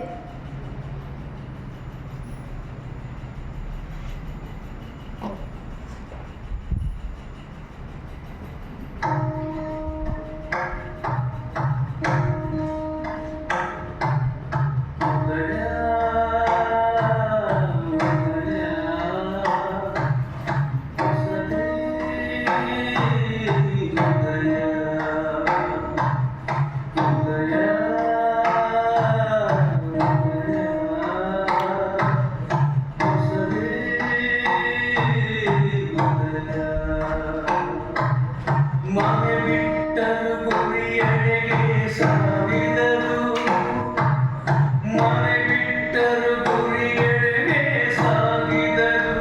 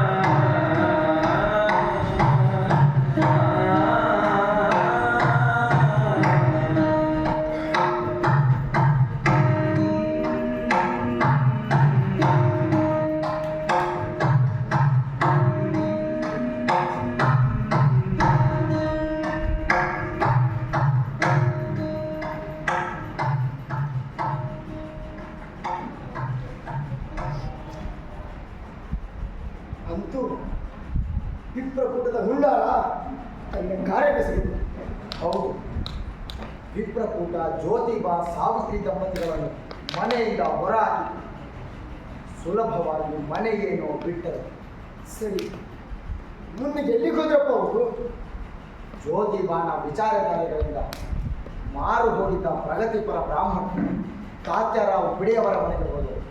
ಕಾರಣ ತಿಳಿದು ಅವರನ್ನು ಆಧಾರದಿಂದಲೇ ಸ್ವಾಗತಿಸಿದರು. ನಿಜ ಗೆಳೆಯ, ನಿನ್ನ ಮಾತು ಉದ್ದೇಶ ಒಳ್ಳೆಯದಿದೆ.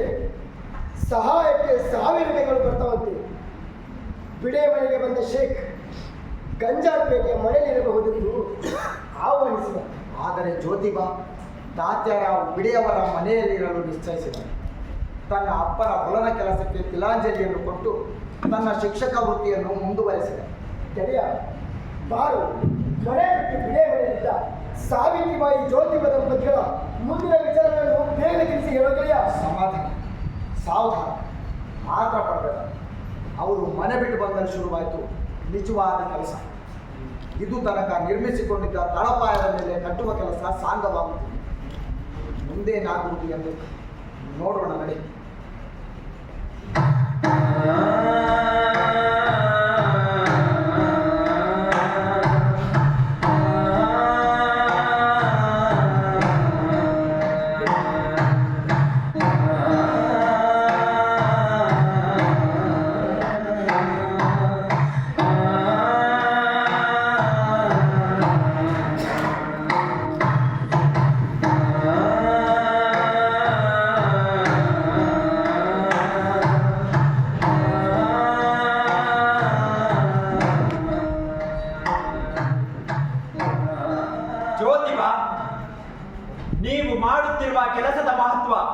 ಜನರಿಗೆ ಈಗ ತಿಳಿಯುವುದಿಲ್ಲ.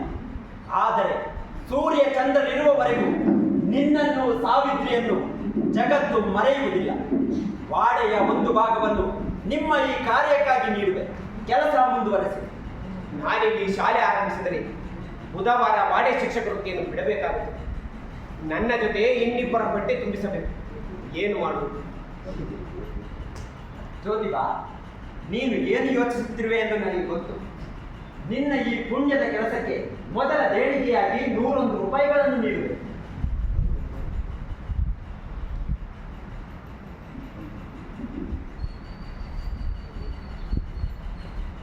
ಇಷ್ಟೇ ಅಲ್ಲ, ಮುನ್ಸಿಪಾಲಿಟಿನಲ್ಲಿ ನಿನಗೊಂದು ನೌಕರಿಯನ್ನು ಕೊಡಿಸುವೆ.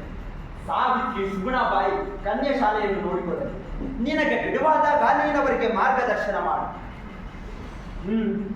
ಶುಭಶ್ಯ ಶೀಘ್ರ.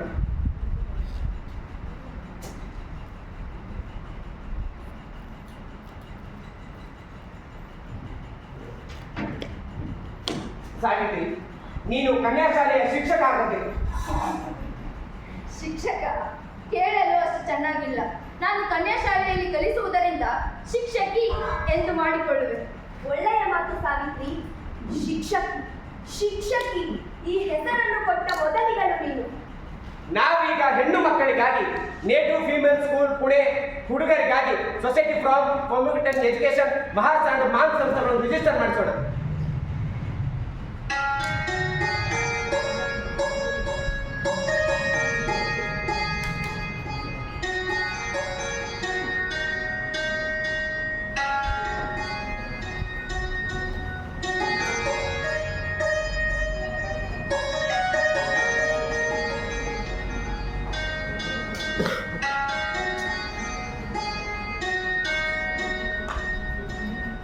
ನಾನು ಹರಿಜನ ಕೇರಿಯ ಹೆಣ್ಣು ಮಕ್ಕಳಿಗೆ ಜಾತಿ, ಧರ್ಮ, ಅಜ್ಞಾನದಂತಹ ದೊಡ್ಡ ಮಾರಿಗಳ ಬಗ್ಗೆ ತಿಳುವಳಿಕೆ ನೀಡುವ ಕೆಲಸ ಮಾಡುವೆ.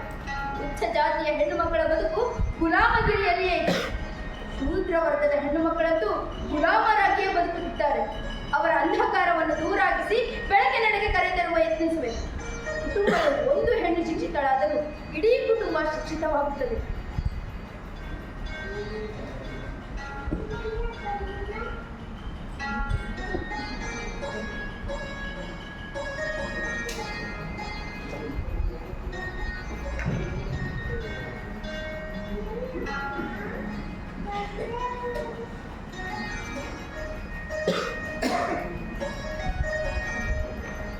ಸಾವಿತ್ರಿ, ನಿನ್ನ ಆಲೋಚನೆ 100 ವರ್ಷಗಳ ಮುಂದಿದೆ. ನಿನ್ನಿಂದ ನನಗೆ ಸಹಾಯವಿದೆ. ನೀನು ನಿನ್ನ ಕಾರ್ಯವನ್ನು ಮುಂದುವರಿಸು.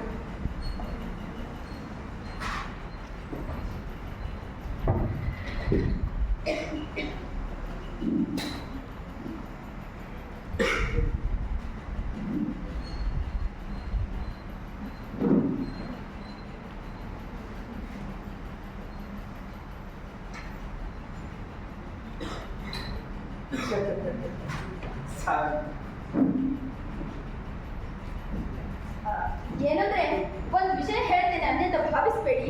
ಹೇಳು ಸಾವಿತ್ರಿ, ಸಂಕೋಚ ಬೇಕೆ? ನಮ್ಮ ಶಾಲೆಗೆ ಬರುವ ಬಡ ಮಕ್ಕಳಿಗೆ ಸರಿಯಾಗಿ ಊಟ ಎನ್ನುವುದು ನನ್ನ ಗಮನಕ್ಕೆ ಬಂದಿದೆ. ಅದಕ್ಕೆ ಒಂದು ಯೋಚನೆ ಮಾಡಿದ್ದೇನೆ. ಹೇಳು ಸಾವಿತ್ರಿ, ನಿನ್ನ ಯೋಚನೆ ಏನು ಅಂತ? ನಮ್ಮ ಶಾಲೆಗೆ ಬರುವ ಮಕ್ಕಳಿಗೆ ಪ್ರತಿದಿನ ಊಟ ಕೊಡಲು ನಿರ್ಧರಿಸಿದ್ದೇನೆ. ಊಟ? ಹಾಗಾದರೆ ಹುಡುಗಿಯರಿಗಾಗಿ ನಾನೇ ಊಟ ಕಟ್ಟಿಕೊಂಡು ಹೋಗುತ್ತೇನೆ. ಅವರಿಗೆ ಹೊಟ್ಟೆ ತುಂಬಿದ ಮೇಲೆ ನಾನು ಹೇಳಿಕೊಡುವ ಪಾಠ ಅವರಿಗೆ ಅರ್ಥವಾಗುತ್ತದೆ. ಅದು ತುಂಬಾ ಶ್ರಮದ ಕೆಲಸವೇ ಅಲ್ಲವೇ ಸಾವಿತ್ರಿ? ನಿನ್ನಿಂದ ನಿಭಾಯಿಸಲು ಸಾಧ್ಯವೇ? ನಾನು ಮುಂಜಾನೆ 4ಕ್ಕೆ ಎದ್ದು ನಮಗೆ ಬೇಕಾದ ರೊಟ್ಟಿಗಳ ಜೊತೆಗೂ ಮಕ್ಕಳಿಗಾಗಿ 10 ರೊಟ್ಟಿ ಹೊಡಿಬೇಕು. ಮೊದಲೇ ಎಲ್ಲವನ್ನು ನಿರ್ಧರಿಸಿಕೊಂಡು ಬಂದಿದ್ದು. ಶಾಲೆಯಲ್ಲಿನ ದುಡ್ಡದ ಜೊತೆಗೆ ಮನೆಯಲ್ಲಿ ತಿಳುವ ನಿನ್ನ ಆರೋಗ್ಯದ ಬಗ್ಗೆ ನನಗೆ ಚಿಂತೆ. ಭಾರತೀಯ ಹೆಂಗಸರು ದುಡಿಮೆಗೆ ಎಂದೂ ಹಂಚಿದವರಲ್ಲ. ಅವರ ದುಡಿಮೆಯ ಶಕ್ತಿ ಕಂಡು ಹೆದರಿದವರು ಗಂಡಸರು. ಸಾವಿತ್ರಿ, ಅಂತೂ ಮಾತು ತಿಳಿದಿ ನೀನು. ಎಲ್ಲ ನಿಮ್ಮಿಂದಲಲ್ಲವೇ ಈ ಮಾತುಗಳನ್ನೆಲ್ಲ ಕಲಿತಿದ್ದು.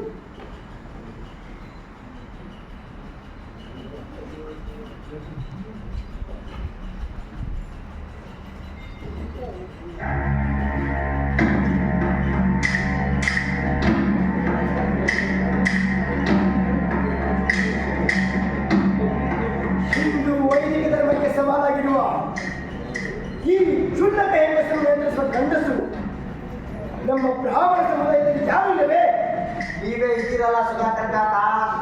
ಕಾಕ. ಆಕೆಯನ್ನು ಬಂದೋಬಸ್ತ್ ಮಾಡಿ. ನನ್ನ ಕಳಕಳಿಯನ್ನು ಅರ್ಥ ಮಾಡಿಕೊಳ್ಳಿ. ನಾವು ನಮ್ಮಲ್ಲಿ ತಿಂಗಿ ಮಾಡಿಕೊಳ್ತೇವೆ, ಅಲ್ಲಿ ನಮ್ಮ ಸಮಾಜಗಳು ಹರಾಜಾಗುತ್ತಾಳೆ. ನೋಡಿ, ನಮ್ಮಲ್ಲಿರುವ ಕೆಲವು ಧರ್ಮಲಂಡರು ಅವರ ಜೊತೆ ಸೇರಿಕೊಂಡಿದ್ದಾರೆ. ಈ ಬಗ್ಗೆ ಏನು ಮಾಡ್ತೀರಿ ಹೇಳಿ. ಹಿಂದೆ ನಮ್ಮ ಅಣ್ಣನ ಮಗ ಕೀಳು ಜಾತಿಯ ಹುಡುಗಿಯ ಜೊತೆ ಓಡಿ ಹೋದಾಗ ಪಂಚಾಯಿತಿ ಕೂಡಿಸಲು ಯತ್ನಿಸಿದಾಗ ನೀವ್ಯಾರೂ ಸಾಥ್ ನೀಡಲಿಲ್ಲ. ಅದರ ಬಗ್ಗೆ ನನಗೆ ತುಂಬಾ ಅಸಮಾಧಾನವಿದೆ. ಇದು ನಾವು ಕಚ್ಚಾಡುವ ಸಮಯವಲ್ಲ. ಪೈಠಾಣದ ಧರ್ಮಪೀಠದಿಂದ ಅನೇಕ ಸಲ ಎಚ್ಚರಿಕೆಗಳು ಬಂದಿವೆ.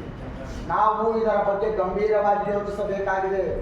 ಕಾಕ, ಪುಣೆಯಲ್ಲಿ ಬ್ರಾಹ್ಮಣರು ಉಳಿದರೆ ಮಾತ್ರ ಇಡೀ ಭಾರತದಲ್ಲಿ ಉಳಿಯಲು ಸಾಧ್ಯ. ಹೌದೌದು, ಇದಕ್ಕೆ ಏನಾದರೂ ಮಾಡಲೇಬೇಕು. ಸಾವಿತ್ರಿಯನ್ನು ಹತ್ಯೆ ನಡೆ ಹೋಗ.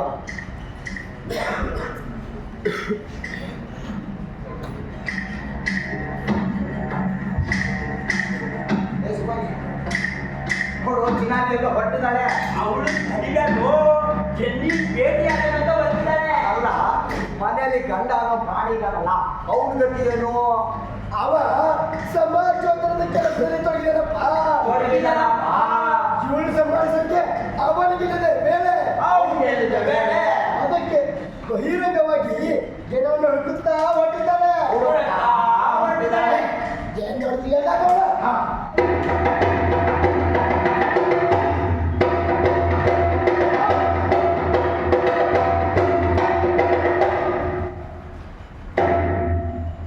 ಕೊಚ್ಚ ನಿಲ್ಲಿಸೋಳಿಗೆ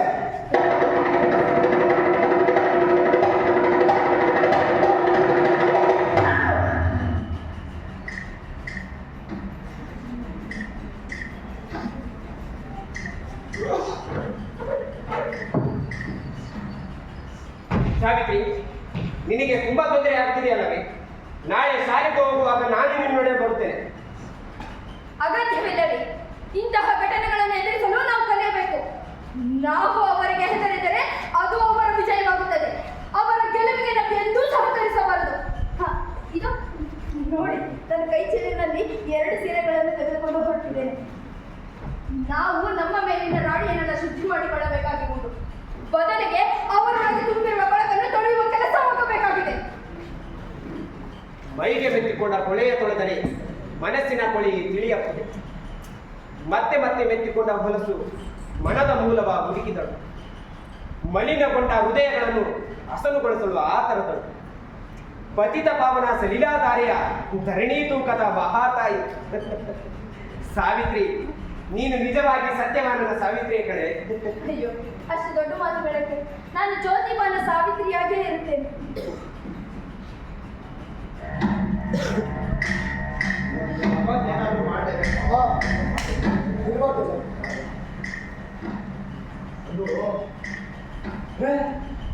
ಅಲ್ಲೋರು ಆ ಹುಡುಗಿಯ ಜೊತೆ ಕರ್ಕೊಂಡು ಬಂದಿದ್ದಾರೆ ಸಾವಿತ್ರಿ. ಒಂದು ಜೊತೆ ಇನ್ನೊಂದು. ಇವಳು ನಮ್ಮ ಉಸ್ಮಾನ್ನ ತಂಗಿ ಅಲ್ವೇನೋ?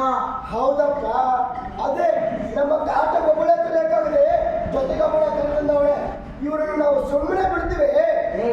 ಪಾಚಿಮ, ಮನೇಲಿ ಕೆಲಸ ಇಲ್ವೇನೆ ಮಾಡಕ್ಕೆ? ಇವ್ರ ಜೊತೆಗೆ ಯಾಕೆ ಬಂದೆ? ಏನ್ ಹಣ ಬರೋದು ಕೆಟ್ಟಿದೆ ಬಿಡು, ನಾವೇನ್ ಮಾಡೋಣ. ಭಯ್ಯ, ಹಾಗೆಲ್ಲ ಮಾತಾಡ್ಬೇಡಿ. ಸಾವಿತ್ರಿ ದೀದಿ ನಮ್ಗೆ 4 ಅಕ್ಷರ ಕಲ್ಸ್ಕೊಟ್ಟಿದ್ದಾರೆ. ಇವರಿಗೆ ಸಹಾಯ ಆಗಲಿ ಅಂತ ಭಯ ಕಲ್ಸ್ಕೊಟ್ಟಿದ್ರೆ ನೀವು ನೋಡಿದ್ರೆ ಹೇಗಪ್ಪ ಮಾತಾಡ್ತೀರಲ್ಲ. ಅವಳು ಇವಳು ಮಾತಾಡ್ತಾವಳೆ. ಮಂತ್ರದ ತಪ್ಪು ಬಂತೆ. ಇಲ್ಲಿ ತನಕ ಮಾತುಗಳನ್ನ ಕಸಿದುಕೊಂಡವರು ನೀವೇ ತಾನೆ. ಕಂಪನಿ ಸರ್ಕಾರ ನಮಗೆ ಮಾತಾಡುವ ಹಕ್ಕನ್ನು ಕೊಟ್ಟಿದೆ. ದಯವಿಟ್ಟು ನಮ್ಮ ಪಾಲಿಗೆ ನಮ್ಮನ್ನು ಬಿಟ್ಟು ಬಿಡಿ. ಲೇ, ಹೀಗೆ ಬಿಟ್ರೆ ಇವಳು ಅವಳಿಗಿಂತ ಜಾಸ್ತಿನೇ ಮಾತಾಡ್ತಾಳೆ. ಆ ಸಾವಿತ್ರಿ ಮೇಲೆ ಇರೋ ಗಲೀಜಿದೆ. ಈ ಸಾವು ಹುಡುಗಿನ ನಾನು ವಿಚಾರಿಸ್ಕೊತೀನಿ.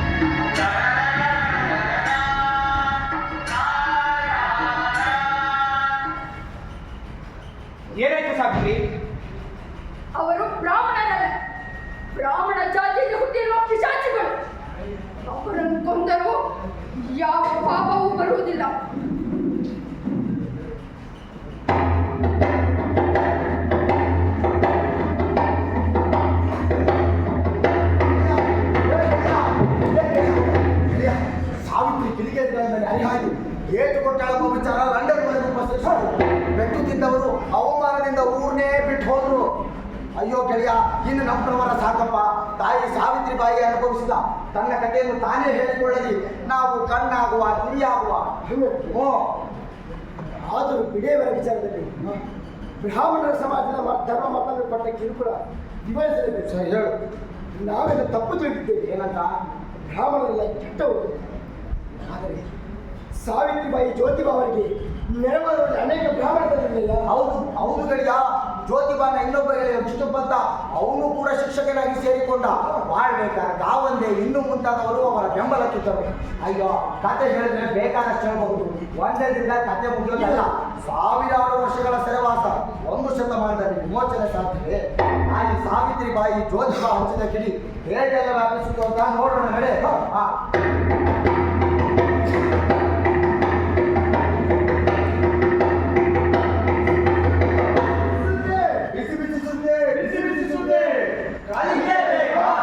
ಒಂದಿದೆ ನೋಡಿ ಅವಕಾಶ, ಶಾಲೆಯಲ್ಲಿ ಕಿತ್ತು ಬಿಸಾಡಿ ಜಾತಿ ಭೇದದ ಬೇರುಗಳನ್ನು ಕಲಿಯಬೇಕಾ?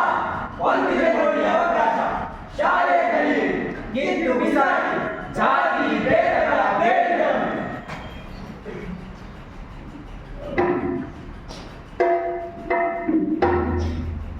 ಯಶಸ್ವಿ ಗಂಡಿನ ಹಿಂದೆ ಹೆಣ್ಣು ಅಂತಾರೆ. ನಾನು ಅದನ್ನ ನಿರಾಕರಿಸುತ್ತೇನೆ. ನನ್ನ ಹಿಂದೆ ನನ್ನ ಗಂಡ ಜ್ಯೋತಿಬಾ ಇದ್ದಾರೆ. ಮೈ ಮೇಲೆ ಗಲಿಜೇಸಿದವರ ಮೇಲೆ ಹರಿಹಾಯ್ದ ವಿಚಾರ ಕಾಳ್ಗಿಚ್ಚಿನಂತೆ ಹತ್ತಿತು. ಜ್ಯೋತಿಬಾ ಜೊತೆ ನನ್ನ ಕೆಲಸಕ್ಕೆ ಸಹಸ್ರ ಕೈಗಳು ಕೂಡಿಕೊಂಡಿದ್ದವು.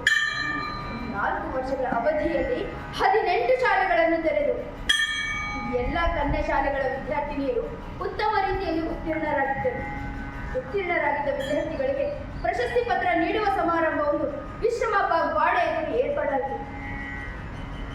ಪುಣೆಯ ಇತಿಹಾಸದಲ್ಲೇ ಇಷ್ಟೊಂದು ಜನ ಸೇರಿರಲಿಲ್ಲ ಎಂಬುದು ಈ ಎಲ್ಲರ ಅಂಬೋಣ. ಪುಣೆಯ ಕಲೆಕ್ಟರ್ನ ಹೆಂಡತಿ ಮಿಸೆಸ್ ಜೋನ್ಸ್ ಕಾರ್ಯಕ್ರಮದಲ್ಲಿ ಪಾಲ್ಗೊಂಡು ಸಂತಸದಿಂದ ಪಾಸಾದ ಎಲ್ಲಾ ಹೆಣ್ಣು ಮಕ್ಕಳಿಗೂ ಸೀರೆ ವಿತರಿಸಿದರು.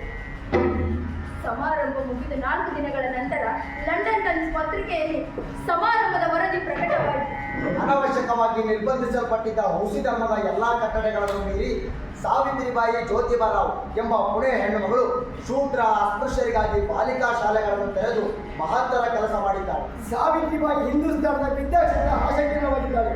ಇದು ನಂಬಲ ಸಾಧ್ಯವಾದ ಸಂಗತಿಯಾದರೂ ಸಾಧಿಸಿ ತೋರಿಸಿದ್ದಾಳೆ. ನಾವು ಹೆಣ್ಣುಗಳನ್ನು ಅಭಿನಂದಿಸುತ್ತೇವೆ.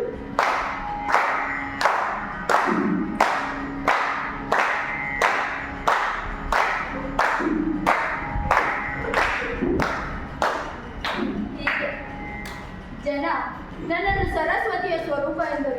ವಿನಯದಿಂದ ನಾನು ಅದನ್ನು ನಿರಾಕರಿಸಿ ನನ್ನನ್ನು ಮೂರ್ತಿ ಮಾಡಿ ಪೂಜಿಸಬೇಡಿ, ನಾನು ಸರಸ್ವತಿಯಾಗಲೊಲ್ಲೆ ಎಂದು ಸ್ಪಷ್ಟವಾಗಿ ತಿಳಿದಿದೆ.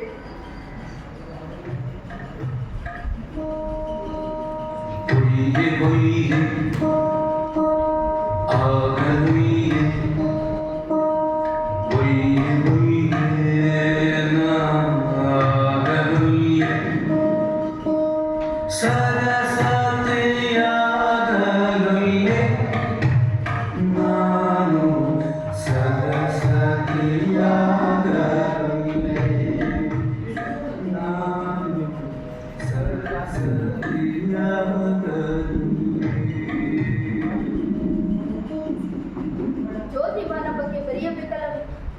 ಅವ ನನಗೆ ನಿಜ ಜ್ಯೋತಿಯೇ. ಎಷ್ಟು ಮಂದಿ ಹೆಣ್ಣು ಮಕ್ಕಳಿಗೂ ಜ್ಯೋತಿ ಅಂತ ಪತಿ ಸಿಗುತ್ತಾನೆ. ನನ್ನ ಸಂಕಲ್ಪ ಶಕ್ತಿಗೆ, ನನ್ನ ತೇಜೋಭಿವೃದ್ಧಿಗೆ, ನನ್ನ ಶ್ರೇಯಸ್ಸಿಗೆ ಜ್ಯೋತಿಬಾ ಕಾರಣ. ಅವಿಶ್ರಾಂತ ಅಡ್ಡಾಟ, ಅನಿಯಮಿತತನ, ಒತ್ತಡದ ಜೀವನದಿಂದಾಗಿ ಅವನ ಆರೋಗ್ಯ ಕೆಡಲಾರಂಭಿಸಿದ. ಅವನಿಗೆ 60 ತುಂಬಿದಾಗ ಅವನ ಗೆಳೆಯರು ಅಭಿಮಾನ ಬಳಗ ಸತ್ಕರಿಸಲು ದೊಡ್ಡ ಸಭೆಯೊಂದನ್ನೇ ಏರ್ಪಡಿಸಿದರು. ಇಬ್ಬರನ್ನು ಕುಳ್ಳಿರಿಸಿಯೇ ಸನ್ಮಾನಿಸಿದ್ದರು. ಅದಾಗಲೇ ಸಾರ್ವಜನಿಕ ಸತ್ಯಧರ್ಮ ಎಂಬ ಪುಸ್ತಕ ಬರೆದಿದ್ದರು.